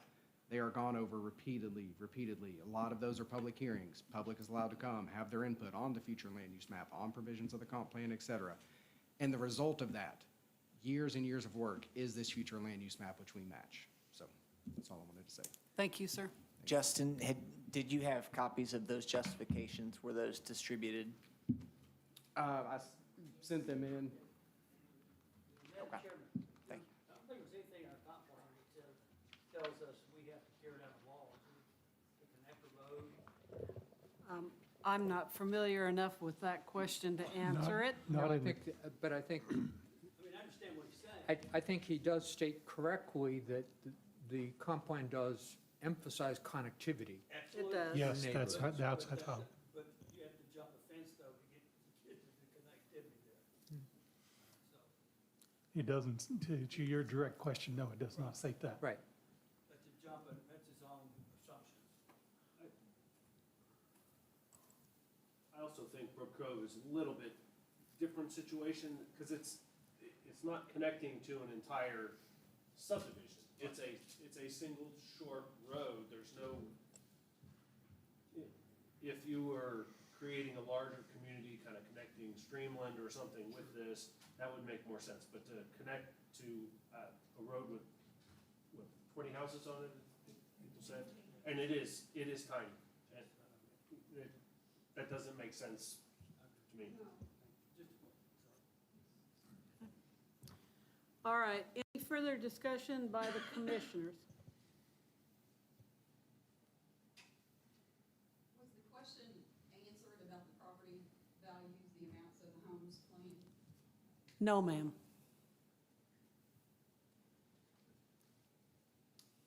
I'm not an appraiser. I cannot speak No. to property values or a realtor. So once again, that would No. depend on further subdevelopment. That's right.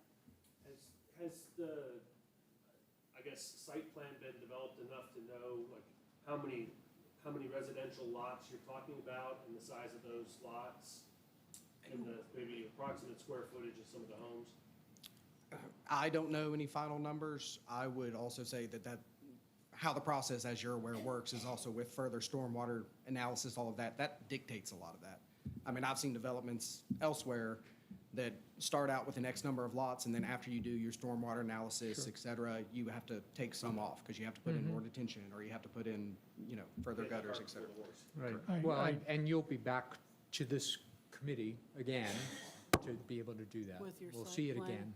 And the Correct. public would have Further comments. subdivisions are still subject to approvals. Obviously, they have to meet ordinances. Any variance, conditional use, Yes. anything like that is back before you all or the board. In combination yourself, with the staff items listed as concern are contingency of completion anyway for a lot of this rezoning situation.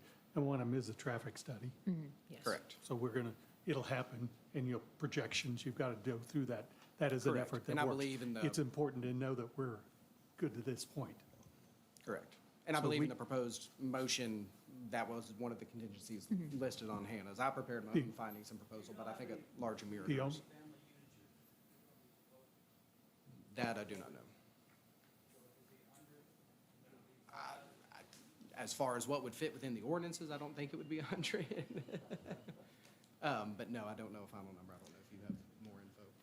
So for the staff items of concern, the perimeter walking path is dropping off? Yes, I mean, it was mostly just a conversation that we had with the That's city fine. during tech review. So it's- And I also do want to talk about that sub-street connection, because in the comp plan, we do talk about connectivity a lot. It is in most of our goals and objectives. And when we had this conversation with the city, that was always planned in Streamland.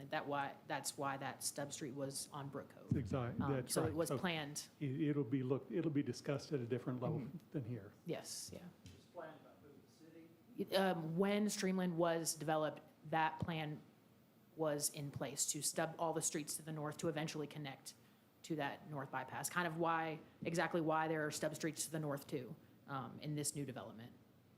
They were designed to connect to what, Future development. like 50 years in advance? That's the problem. You say it then, how long ago was it? Yeah, no. Yeah. Future development, whenever that may come. Other discussion? Okay, I am ready for a motion then. I think the motion should include the staff items of concern, but not the perimeter walking path. Okay, This would also include not connecting through Brook Cove. if that's the motion. You can do it either way. I do want to state that we discussed in tech review that preservation of the rock wall, and I believe by either federal or state standards, they have to preserve that rock I was wall. going to say, that And goes so without. we talked about that being removed through Brook Cove, and that was to be expected. Yeah, I think the historical preservation, but then also, Brook Cove, it may be stubbed out to connect to future development, but the road is inadequate for connecting to future development. In my opinion, it's narrow, small street, and the entrance to and from it is. When I've discussed this with the difficult to see city, from the road. yeah, when I've discussed this with the city, that road is adequate for connectivity. Yeah. So tech review, y'all decided to remove the wall, is that what you said? No. In tech review, we discussed that rock wall in connecting to Brook Cove would have to be removed, but the rest of the rock wall, by either federal or state standards, has to be preserved. So we expect that rock wall will be removed from the connectivity to Brook Cove.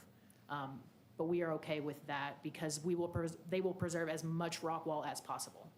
I just want to be careful about the wall discussion. Our intent is to preserve as much of the rock wall as is humanly possible. It's a varying condition, but we've even drawn zoning boundary lines on rock walls so that they can be easily preserved, so that they won't conflict with any development. They won't be in the middle of a lot.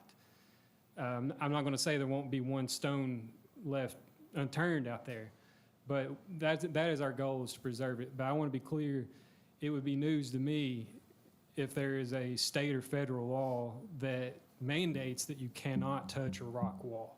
And so I don't want to be making it seem as though we're making a promise that if we go out there and there's 50 foot of rock wall in question right now. If we connect to Brook Cove, you'll have to tear out at least 50 feet of rock wall because there's going to be a 50-foot wide right-of-way. But I just want to make that crystal clear that you know, there is no law that regarding rock walls, but we are going out of our way to protect them because we support protecting them. Thank you, sir. All All right. Let me propose, so I'd like to make the motion to approve the zoning map amendment, finding that it is consistent with the future land use map and consistent with the comp plan and our goals and objectives. I would make that motion contingent on completing the traffic study that's currently being conducted by KTC, and submission of the drainage plan to deal with the property drainage. I do I do think the vegetation buffer is a reasonable, that's already in our standards. Yes, and I'm willing to add that too. Okay. All right, I have a motion. Do I have a second?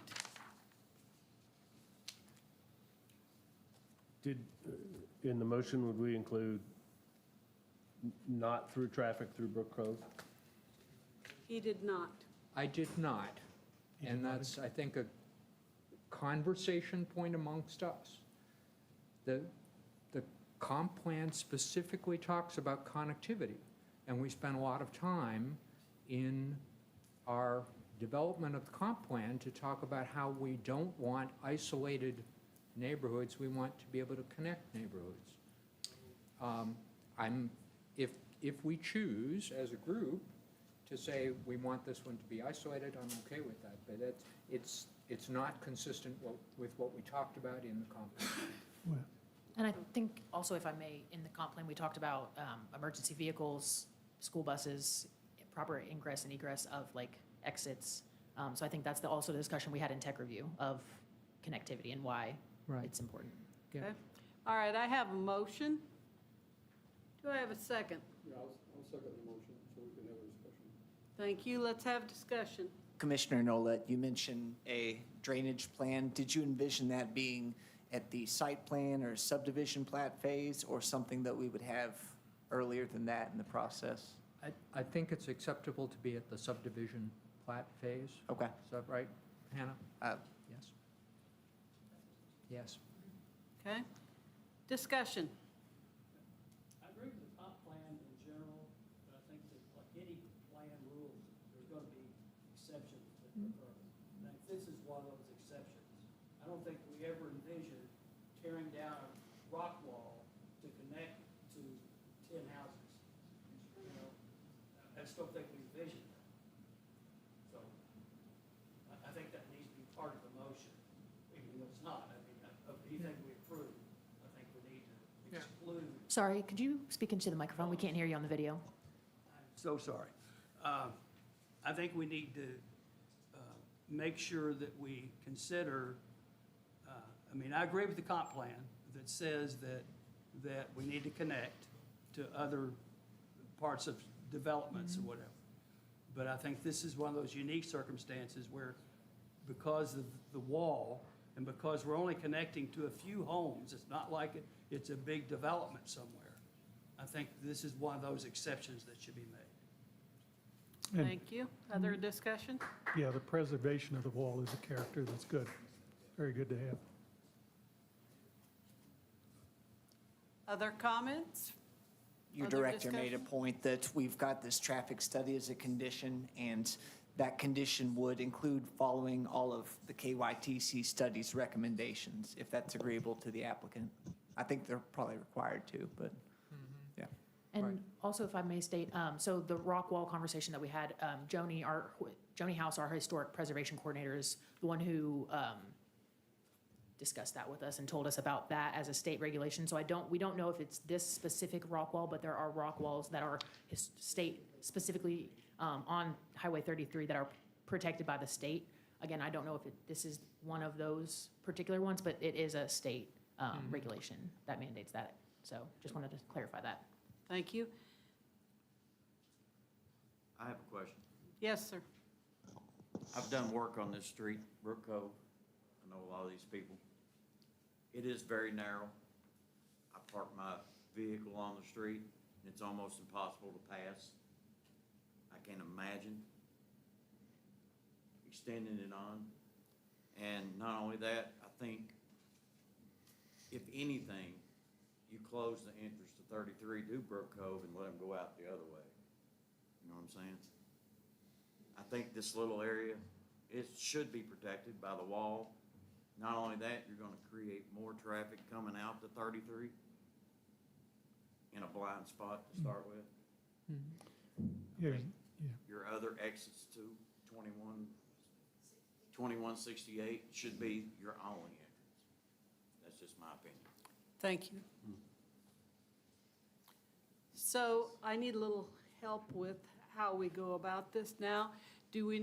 Henry, do we need to vote, or can somebody, We have to vote. You have a second, so we have to vote. but can we make an amendment to the? I think at this time, someone could request an amendment and move into an applicant could agree to it or disagree to it. And at that point, we would need a vote. Okay. Right. I mean, I think where we're going is if the sentiment of the commission is we want to make an exception to the guidelines in the comp plan for connectivity, and we want to say that that division of these two neighborhoods stays in place permanently, or at least in our plan, current plan, whatever's permanent. The wall stays, let's put it that way. If we decide we want to do that, then somebody should suggest we make an amendment to the motion, in which case then we have to decide that. If that's where the commission wants to go, that's possible. I would like to make an amendment to the motion that we exclude connecting these two neighborhoods from, and disagree with our comp plan, but just make an exception to that. So Brook Cove. To be clear, Brook Cove. To be clear, Brook Cove, yes. So then, do I need to get a second for that amendment? I think it might help be me easiest to, procedurally. yes, have a motion to amend and a vote on that motion to amend, and then a vote on the entire motion as amended or not. Got it. So let's have a vote on the amendment. All those in favor of that amendment? Please raise your hand. Okay, so that's approved. So now we've made a amendment to the motion. And Can I'll- you state it again for us, Henry? I can. Mr. Nolet's justified his motion to recommend approval based on comp plan conformity and matching the future land use map. The conditions were the Brook Cove connection is to be prohibited. The recommendation is conditioned on the completion of the traffic study and following all of the KYTC study's recommendations. Another condition is the completion of a drainage plan, which will occur at the major plat phase, and also the provision of a vegetative buffer. Yes. Okay. You have heard the motion. All those in favor, please raise your hand. Second. Yes. Okay. Sorry, we'll get this done. And so a second to the motion. All right, now, all those in favor, please raise your hand. Okay? Thank you very much. That zone amendment passes. All right. Can we? Yes, you can. We'll break for a brief minute while folks have a chance who want to leave can leave. Those who have other needs could address them.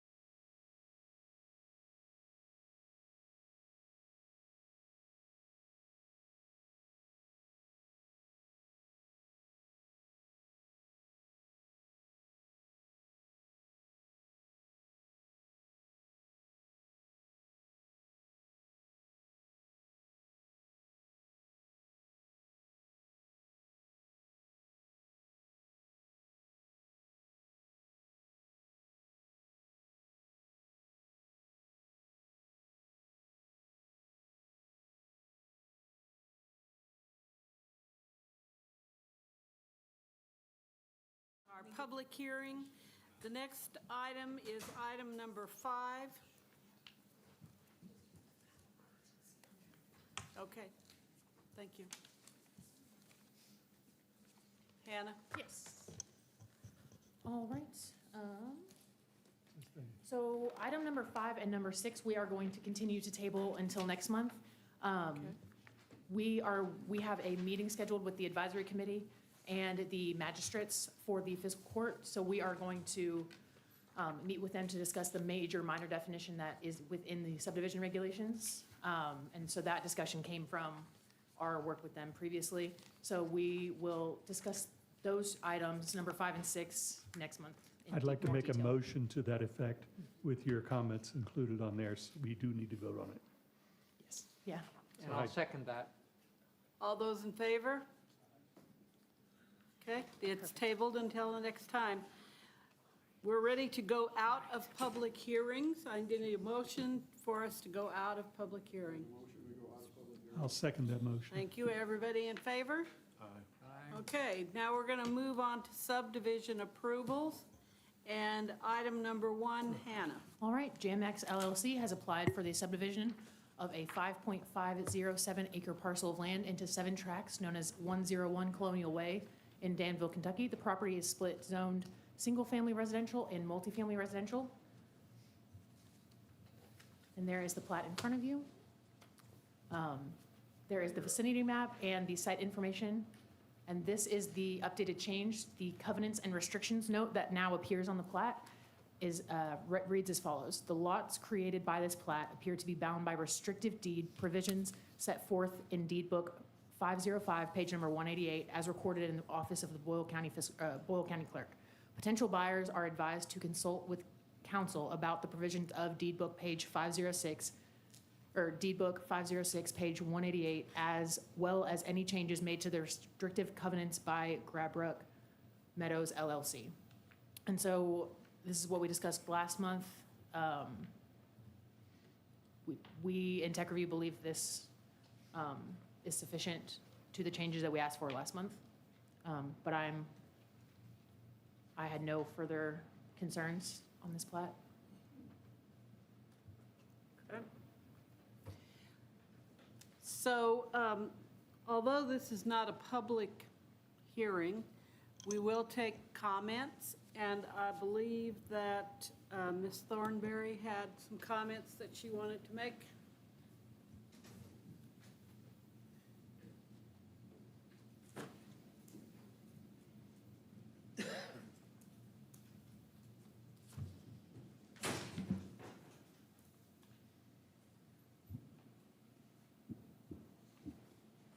See if I can get close enough here. Yes. Thank you, Ms. Davenport, Madam Chair, for the floor. My name is Melanie Thornberry. I am an attorney here in Danville. My office is at 145 North 3rd Street. I am here representing Josh and Meredith Will, who are neighbors to this area in the same section that this lies in, being Section 6. There are also some other neighbors who some were here earlier and, given the longevity of the meeting, have had to depart. So I do regret that they are not here for you all to be able to see that this is not a matter being taken lightly by the neighborhood. The purpose of my comments today is not to be long-winded. I want to add to the comments that were made by me in opposition to this proposed subdivision plat in the prior meeting, as well as respond to some of the questions that were asked by commission members that were very well thought out and good questions. To that end, each of you has in your packet a record, each of you has in your packet, in your packet, in the record, an affidavit, which is sworn to testimony, signed by, and the statements of the 3 owners, members of Graybrook Meadows LLC. I want to read to you all portions of this affidavit because they are very pertinent to what is before you today with the proposal of JMAX. or item number 6, states, Graybrook Meadows properly adopted and recorded restrictions governing the use and development of land within the neighborhood as development occurred in stages. One such restriction, which is applicable to this subject property, requires the written approval of Graybrook Meadows for any and all design, building, and plot plans, included but not limited to the placement of any structure or building. Graybrook Meadows and its 3 members actively continue to receive, review, and work with property owners on all plans until either Graybrook Meadows LLC approves the plans or those plans are changed or withdrawn by the owner of the lot.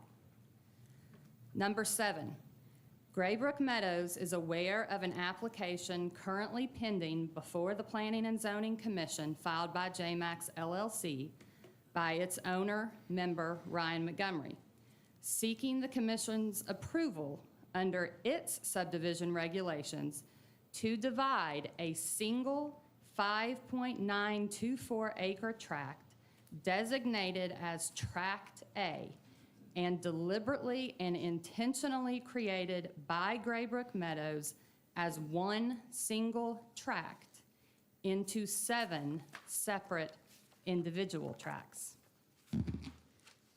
Number 8, Graybrook Meadows became aware of the pending application of JMAX LLC in early May when the applicant, Ryan Montgomery, contacted Graybrook Meadows seeking, number 1, its approval of the plat creating 7 new lots submitted to Planning and Zoning, and 2, seeking its approval of a proposed deed of restrictions for the 7 proposed tracts created if the proposed plat were approved by Graybrook Meadows.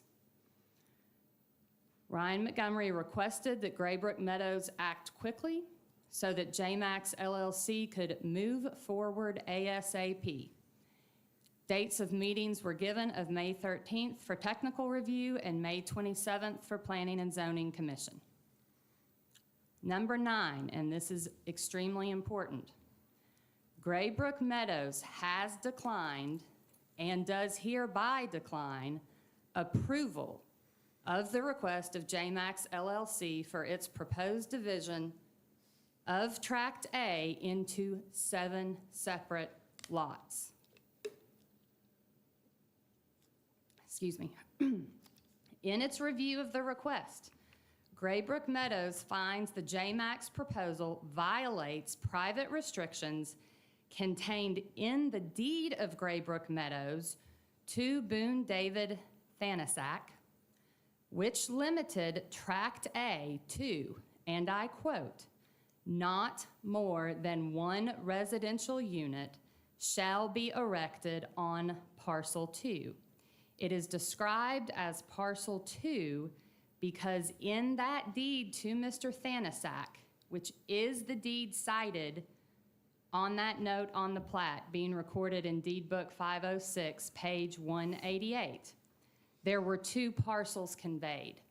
The first parcel was lot number 16 of section 6.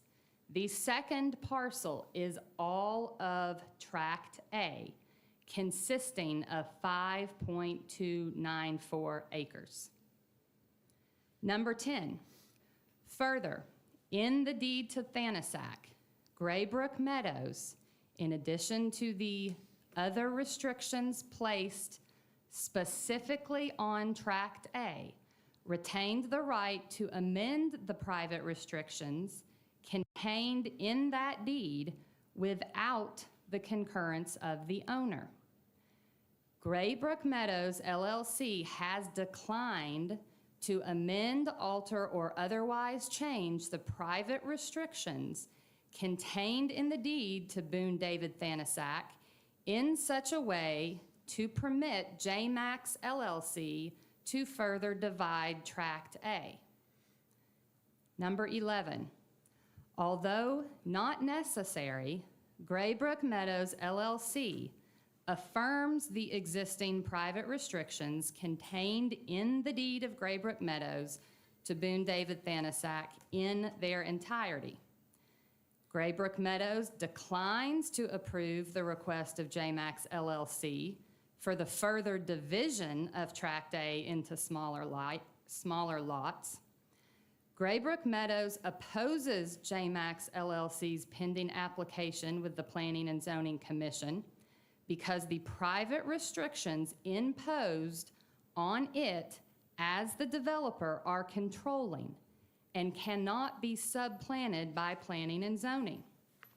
As stated in the restrictions, and as is a foundational tenet in our law, I will add, the private restrictions are binding as to Tract A, run with Tract A as a part of the land, and are binding upon all owners of Tract A who come along in succession, including JMax LLC, who is a successor entitled to Thanasack of Tract A. The reason that I read those into the record is because the next one, number 12, is the point that is imperative to your all's consideration of what is in front of you.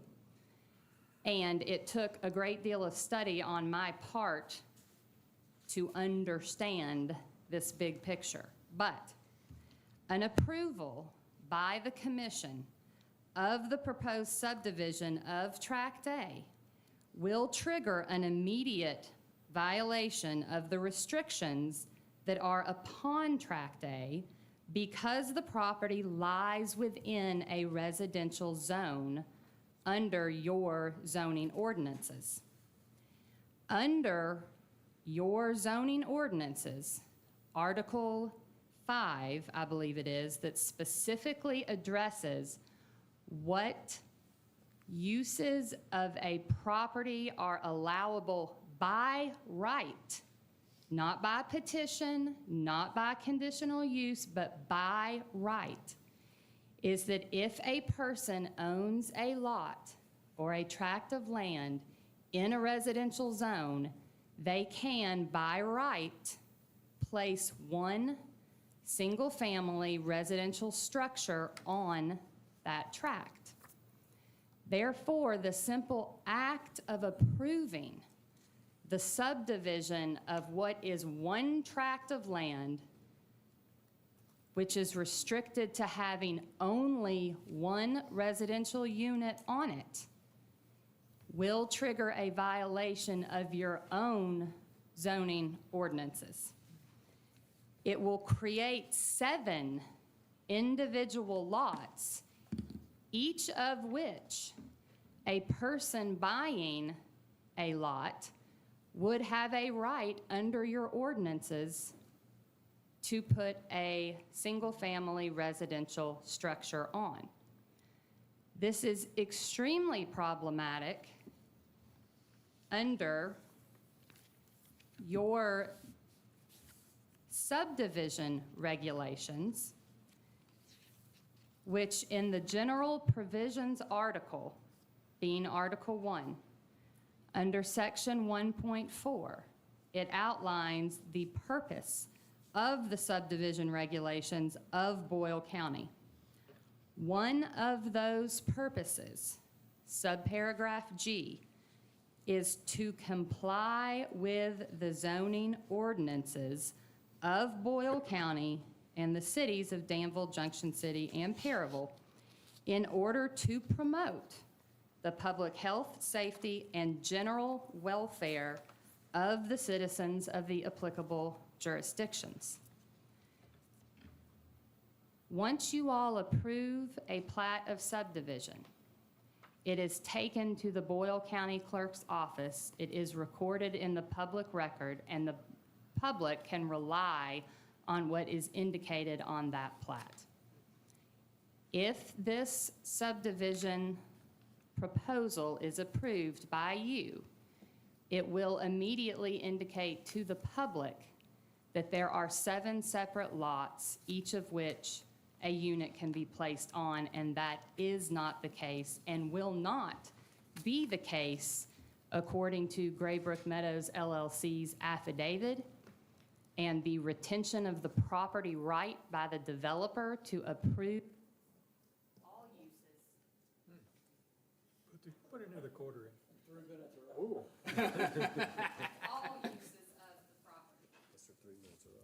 I also want to reiterate, there we go. I also want to reiterate this, another section of your subdivision regulations, being 1.9 in your general provisions, that state that when there is a conflict between the ordinance or any part of it and the whole or part of any existing or future private covenants or deeds, the most restrictive shall apply in all cases.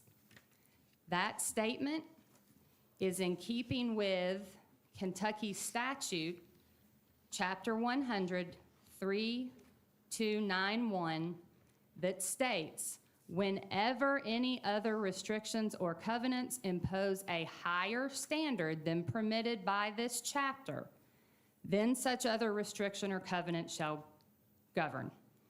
As you all well know, chapter 100 is the chapter of the statutes under which your body is given the authority to enact ordinances and subdivision regulations. I think that the affidavit speaks for itself. I believe that more importantly, the very specific restriction contained in the deed in the record chain of title speaks for itself. And to approve the proposal of JMAX will immediately trigger a violation of your own ordinances and subdivision regulations, which would then necessitate an action in circuit court. That is the conclusion of my comments. To add to what you all previously heard from me, I'm happy to answer any questions should you have any. You have a copy of the deed on here Thank you also? very much. Is there something different on the deed that you got attached? No, I attached the deed because it is on the second page of the deed under number 1 that it gives the very specific restriction that the entirety of Tract A, being the 5+ acre lot or tract, may only have one residential unit on it. It seemed it reflected in the first section you just went through. Okay. So not being lawyer, can you comment on the interpretation we were just presented? And are you in agreement with that? I think it is a colorable interpretation. I think it is one that would not be thrown out of court. It is not the way that I read the document. I think I shared my position last time. I've shared it with Ms. Thornberry that I don't read the plat as, automatically creating further residences, and thus I don't see the plat and its approval as violating those deed restrictions. I don't think I gave as much attention last time to this restriction number 3, which talks about approval by the partnership of various things, including plot plans. I don't see plot plans as being the same things as subdivision plat. I have some doubt as to whether a developer can reserve to themselves the ability to nix a subdivision before it goes to the Planning Commission. I've not researched that issue. I'm doubtful of it, but I don't know a conclusive legal answer on that. So the two restrictions are 1 residential unit, and I don't think we run afoul of that by approving the plat. And the partnership has to approve various plans, including plot plans. And I also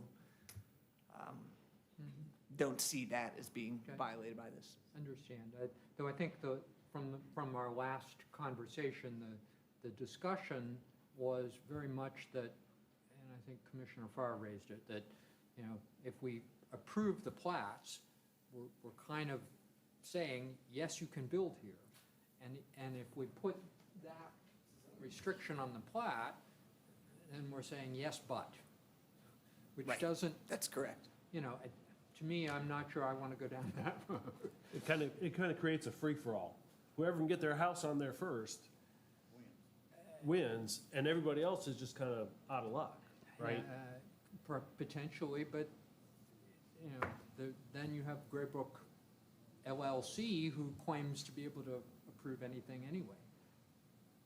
It's beyond our scope to determine. Exactly. Above my pay grade. Yeah. I mean,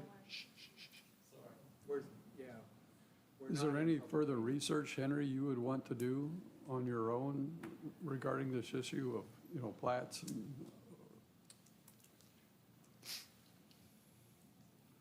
I mean, what? I highly doubt that there's going to be anything that talks about what a plot plan means, and it could be that there's some term of art, and maybe Mr. McGlone can comment on this, in the engineering, surveying, building trades that further define what a plot plan is.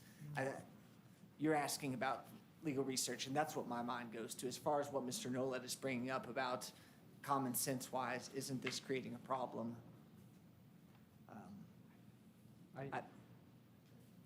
I'm tempted to say, before us, I would be ready to move that we deny this, based on what we're looking at, but I'm not. Hear from the group. We still need to hear from everybody else. That's right, you've opened to public comment, sorry. I have opened to public comments. Sir, would you like to make a public comment? I'm Colt McGlone, Vantage Engineering, representing JMAC, so not necessarily public comment, but just from the applicant. In regards to plot plans, that term is used pretty liberally by contractors. Most of the time it is referring to building plans, which when you look at number 3, it's titled Building Plans Required to be Approved. And then it goes on to say, no structure shall be erected, placed, or altered on the property until design building plans. So I would lean towards it's referring strictly to buildings, but I have heard when we get people calling in for a survey, they'll call their plat a plot. So I don't want to construe terminology, but based on the heading, I would tend to think that it's in regards to building plans. Thank you, sir. Are there others who would like to speak to this issue? Yes, I did open it up to public comment because our attorney asked me to allow Ms. Thornberry to speak. So if she got the chance, are there others who would like to speak? Yes, come forward, please.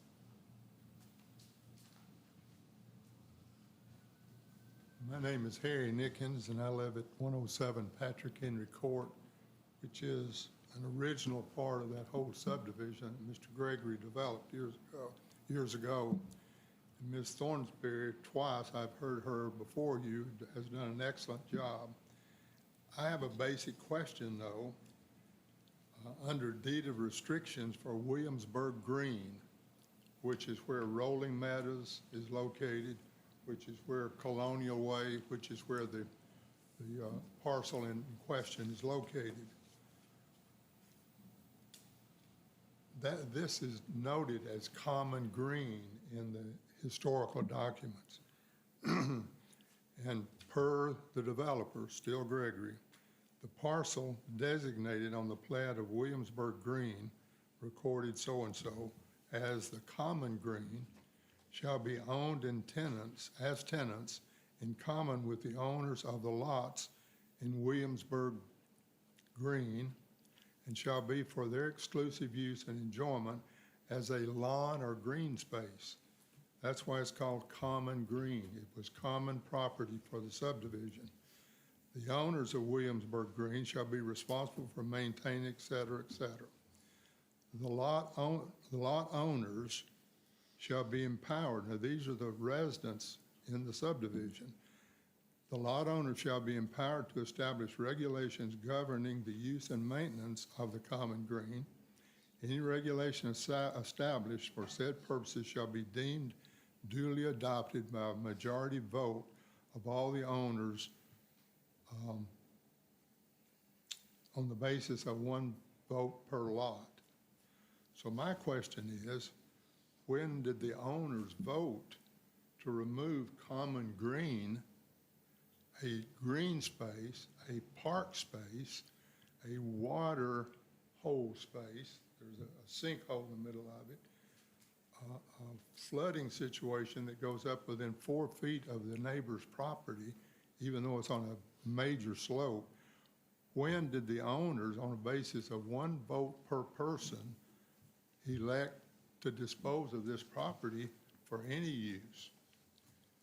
And further, the duration of the restrictions shall run with the land and be binding upon all owners of lots in the subdivision, their heirs, successors, or assigns for a period of 20 years from the date of this instrument, at which time it shall automatically extend for successive periods of 10 years. These covenants may be amended in whole or in part by unanimous vote of the partnership without the concurrence of the individual property owners. That document was signed in 1997. It went for 20 years, expired in 2007, except it was extended by 10 years in 2017 and doesn't expire until 2027.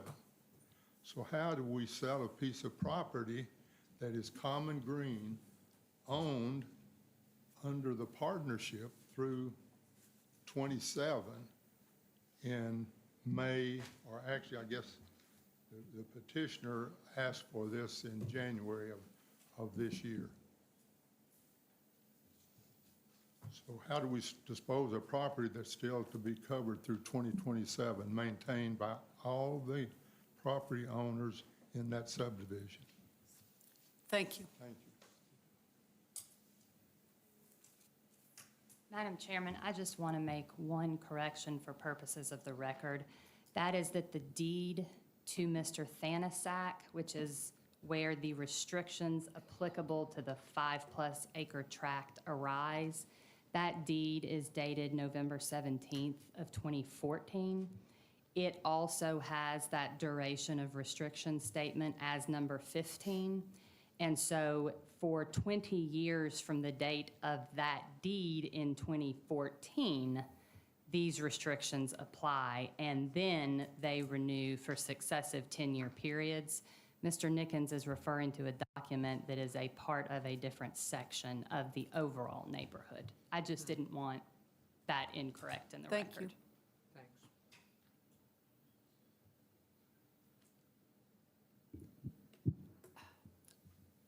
Representing J-Max, I think they would like to table this till next month when they can talk to Graybrook Meadows LLC and go further with the affidavit and changing the restrictions as it says that they're right. Okay, thank you. I have a question of procedure on that. Go ahead. Because of the number of days we've had this on the table. That's right. Yeah. I would be, unless directed by council, I would rather say we would proceed to deny this and then have a new application come back rather than table it once more. Henry, the question was, he was asking for an extension for another 30 days to table it. We're going to run into a deadline, aren't we? We have 90 days. I would suggest to you that those 90 days run from the most recent May 6th revised plat submission. I don't think a deadline is the concern here. I would just have made that a note for any extension motion that we would make. Well, I think you said the words I wanted to make sure is what date was it that we were clocking from? Right. The May 9th. May 9th. So we have time. Correct. Well, I would make the motion then that we table it to give the Vantage Engineering, the owner, an opportunity to talk to Graybrook Meadows and reach a conclusion as to whether or not. If they want to withdraw, that's Yeah, if they fine. want to withdraw because it Okay. looks like one way or the other, we have an opportunity of being sued, either by Graybrook Meadows or by JMax LLC although they may choose to just withdraw the whole thing. All right, so you've made a motion to table it, Yes. and I have a second. All those in favor of tabling this until at least our next meeting? I'm voting in favor to table, but at the same time, I think the direction to JMAX has to be, you know, it's clear where we're going. This is a little, you know, I think we should have a representative from JMAX here next time, Yeah. so we can actually, Yeah, well, just, that's why we're just trying to be clear.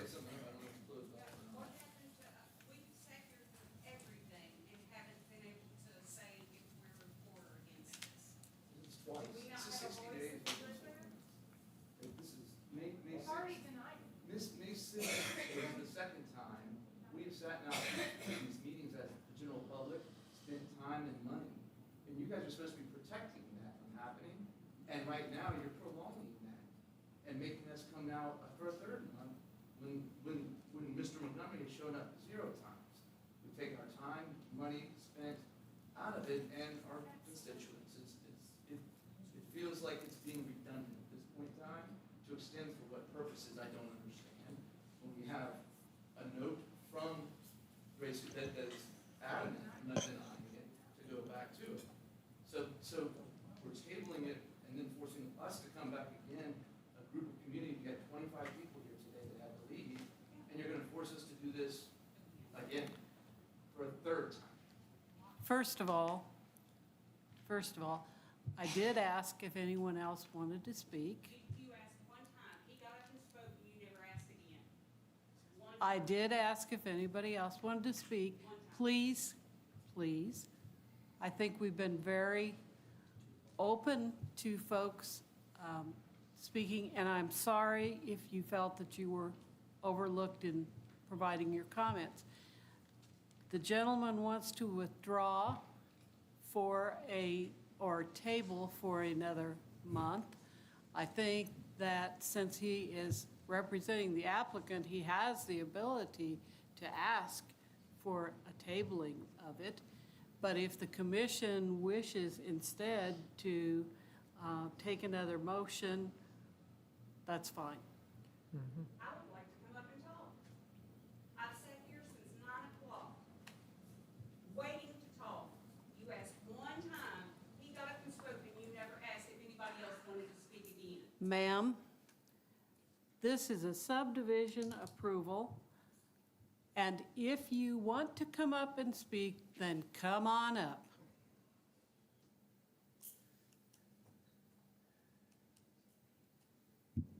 My name is Crystal Hibbard. I live at 163 Colonial Way. I have sat here since 9 o'clock this morning, waiting for my voice to be heard. And here you are, so Yes, go ma'am. for it. Wow, Miss Sally. Go for it. My husband and I built our house 6 years ago on Colonial Way, with the understanding that there were certain restrictions in this neighborhood that would prevent this type of housing. So I'm here merely to voice my opposition that we are not in favor of this housing. Thank you. To reiterate my comments, and I apologize for speaking out of turn there. I just frustrated with the process as it is.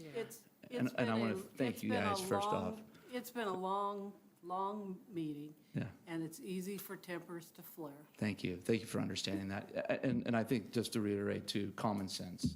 We're just asking for common sense at this point in time with the information that's presented. I don't understand why the 90 days would start at that date. That's not for me to understand one way or another on that. I have to take your all as part of that. But it is, as a speaking for the neighborhood who had to go back to work, had to do other things, skip doctor's appointments. My wife and I had to today, another gentleman that went to his, to do all this again and again with the information that it feels like that's presented, though he does have the right, obviously, to do that according to what it says, this point in time, expecting a different answer when we have affidavits signed by the group that is going to go back to, like, they've already spoken. And so I'm just asking for some common sense to prevail and understanding that time and money will continue to be spent by the taxpayers, the group that's against this. And while the other hasn't sent a representative himself, and not himself, spoken for himself 2 times. So that's what's the big frustration is. Could you state your name and address, please? I'm sorry, Josh Will, 131 Colonial Way. Thank you. And also hoping that if we were to come again, research was done by all and there would be blanket statements, confirmed statements, not guesswork at this point in time with this. It doesn't look well. So thank you. Thank you, sir. And I would like to state that the owner of JMX has signed off and allowed Vantage to speak for him. Yes, sir.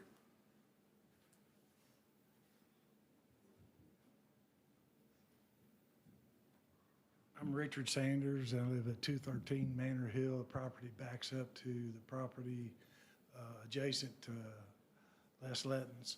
And as far as I don't approve of it for the fact of being here all day, and if you can, please start it at number 1 next time instead of number 5.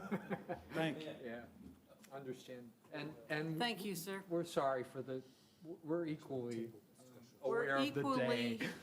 Sorry that it's taken us this long, but it's been our belief that we want to, especially in the open meetings, allow as many people as possible to express their opinion. Because what people are commenting about is property, their own home. It's important for folks to be able to speak. Yeah. I'd ask a question for clarification. Ms. Thornberry, as you were doing deed research, this is the second time the green space in the deed that is kind of controlled by everybody else in the neighborhood has come up.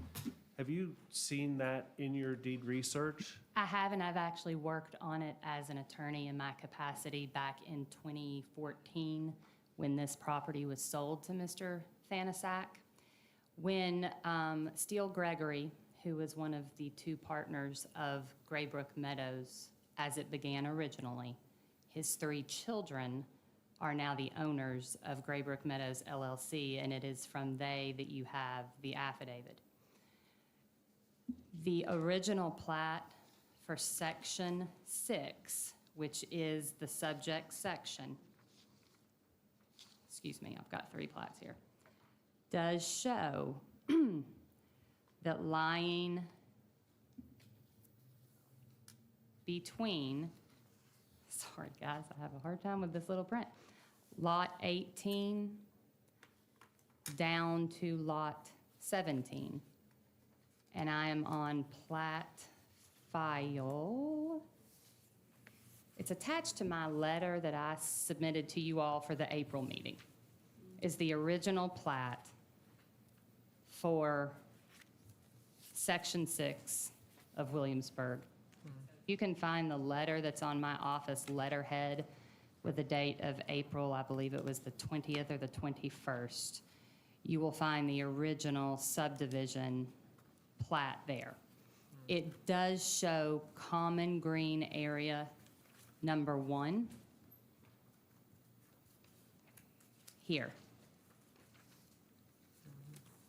Subsequent to that, on plat recorded in plat file 1841B, which you should also have a copy of attached to my prior letter to you all, is a plat which was a final plat amendment done by Graybrook Meadows. And under its purpose statement, it states that the purpose of the plat was to show a change to a property line of Lot 18 and to eliminate the number 1 common green as shown here on. It was in the elimination of Common Green 1 that Tract A, consisting of 5.414 acres, was formed. That Tract A that is shown as one large tract is the Tract A that is the subject of this proposed subdivision. And that is the difference in that acreage arises because in a subsequent year, looks like it was September of 2014, Steele Gregory, Graybrook Meadows, filed a second final plat amendment to again adjust Lot 18's boundary line when Mr. Letton was purchasing it and had asked Steele for a bit more land at the back. So that history of how it is that this this Tract A of a little more than 5 acres came to be created is important because it shows the developer very diligently and deliberately creating a Tract A of 5 and a little bit more acreage. And then when the developer very first sold that Tract A, he specifically put the restrictions on it that are contained in the deed that you all have from the developer to Mr. Thanasak. It was, and the Graybrook Meadows affidavit states this, it was the intention of Graybrook Meadows that this Tract A, the entirety of the 5+ acres, be one tract limited to the location of one single-family residential unit on that tract. Thanks for that clarification. It really doesn't get into a shared, HOA that covers a green space and all that. The new deed restrictions are what control, the ones that you have before you. Right. Okay, so where we're at is that I believe someone made a motion that we table this as requested Could I by ask the if somebody's applicant. willing to withdraw that motion? Well, you do that by not seconding. You don't second it. If you don't have a second, then it dies. I think we have a motion and a second. I think we do. Yeah. Can we have a second motion? Then we vote the motion down and we have Yes. another motion. Right. Okay, so Do something else. Right. Henry, can you recall exactly what the motion was, please? I'm going to be honest, I cannot. And Motion was to All right, table. okay, all right, guys, we're all getting a little tired. Yeah, motion to table.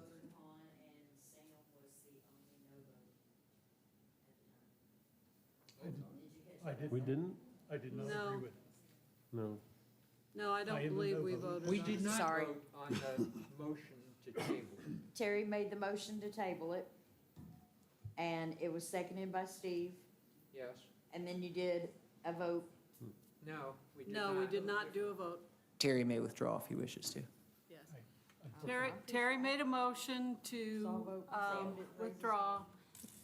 Steve seconded it, Yeah.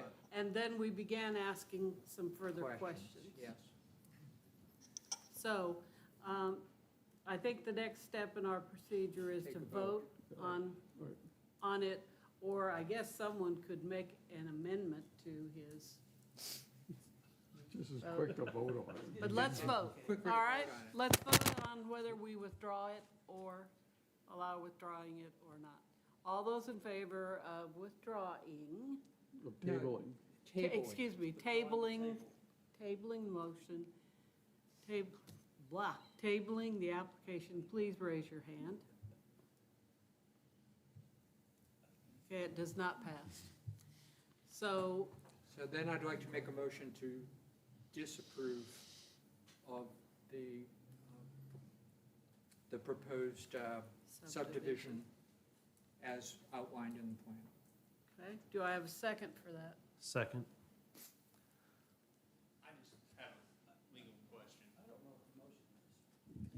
Henry, if they deny it, can J Max LLC turn in a new application, or no? Would it be? Yes, I don't believe there's any, Yes. like, There's no bar on. future Okay. restriction on you. Right. If you go negotiate with lawyers again and come back, but we're not approving this. Okay, That's what so they're we've saying. had a motion, we've had a second. The motion is this, that a conflict exists as contemplated under subreg 1.9 between the prohibition contained in the deed restrictions, one house on the applicable acreage, and a subdivision which creates multiple buildable lots. And as such, the commission denies that plat for the reasons also stated in Graybrook's affidavit. And Henry, I'd like to add one thing. Thank you. The Right. motion It is is to to deny deny. the subdivision. I'd like to make a note that the plat contains that statement, which I object to. Right. And do That's I what you're have a reflecting. second? Do I have a second to the motion?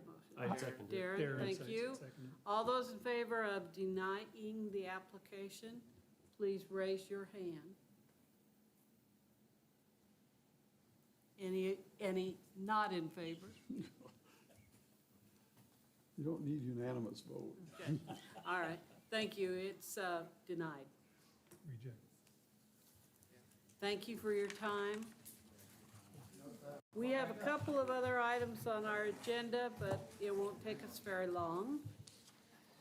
Let's move on to the advisory committee report. Do we have a report from advisory committee?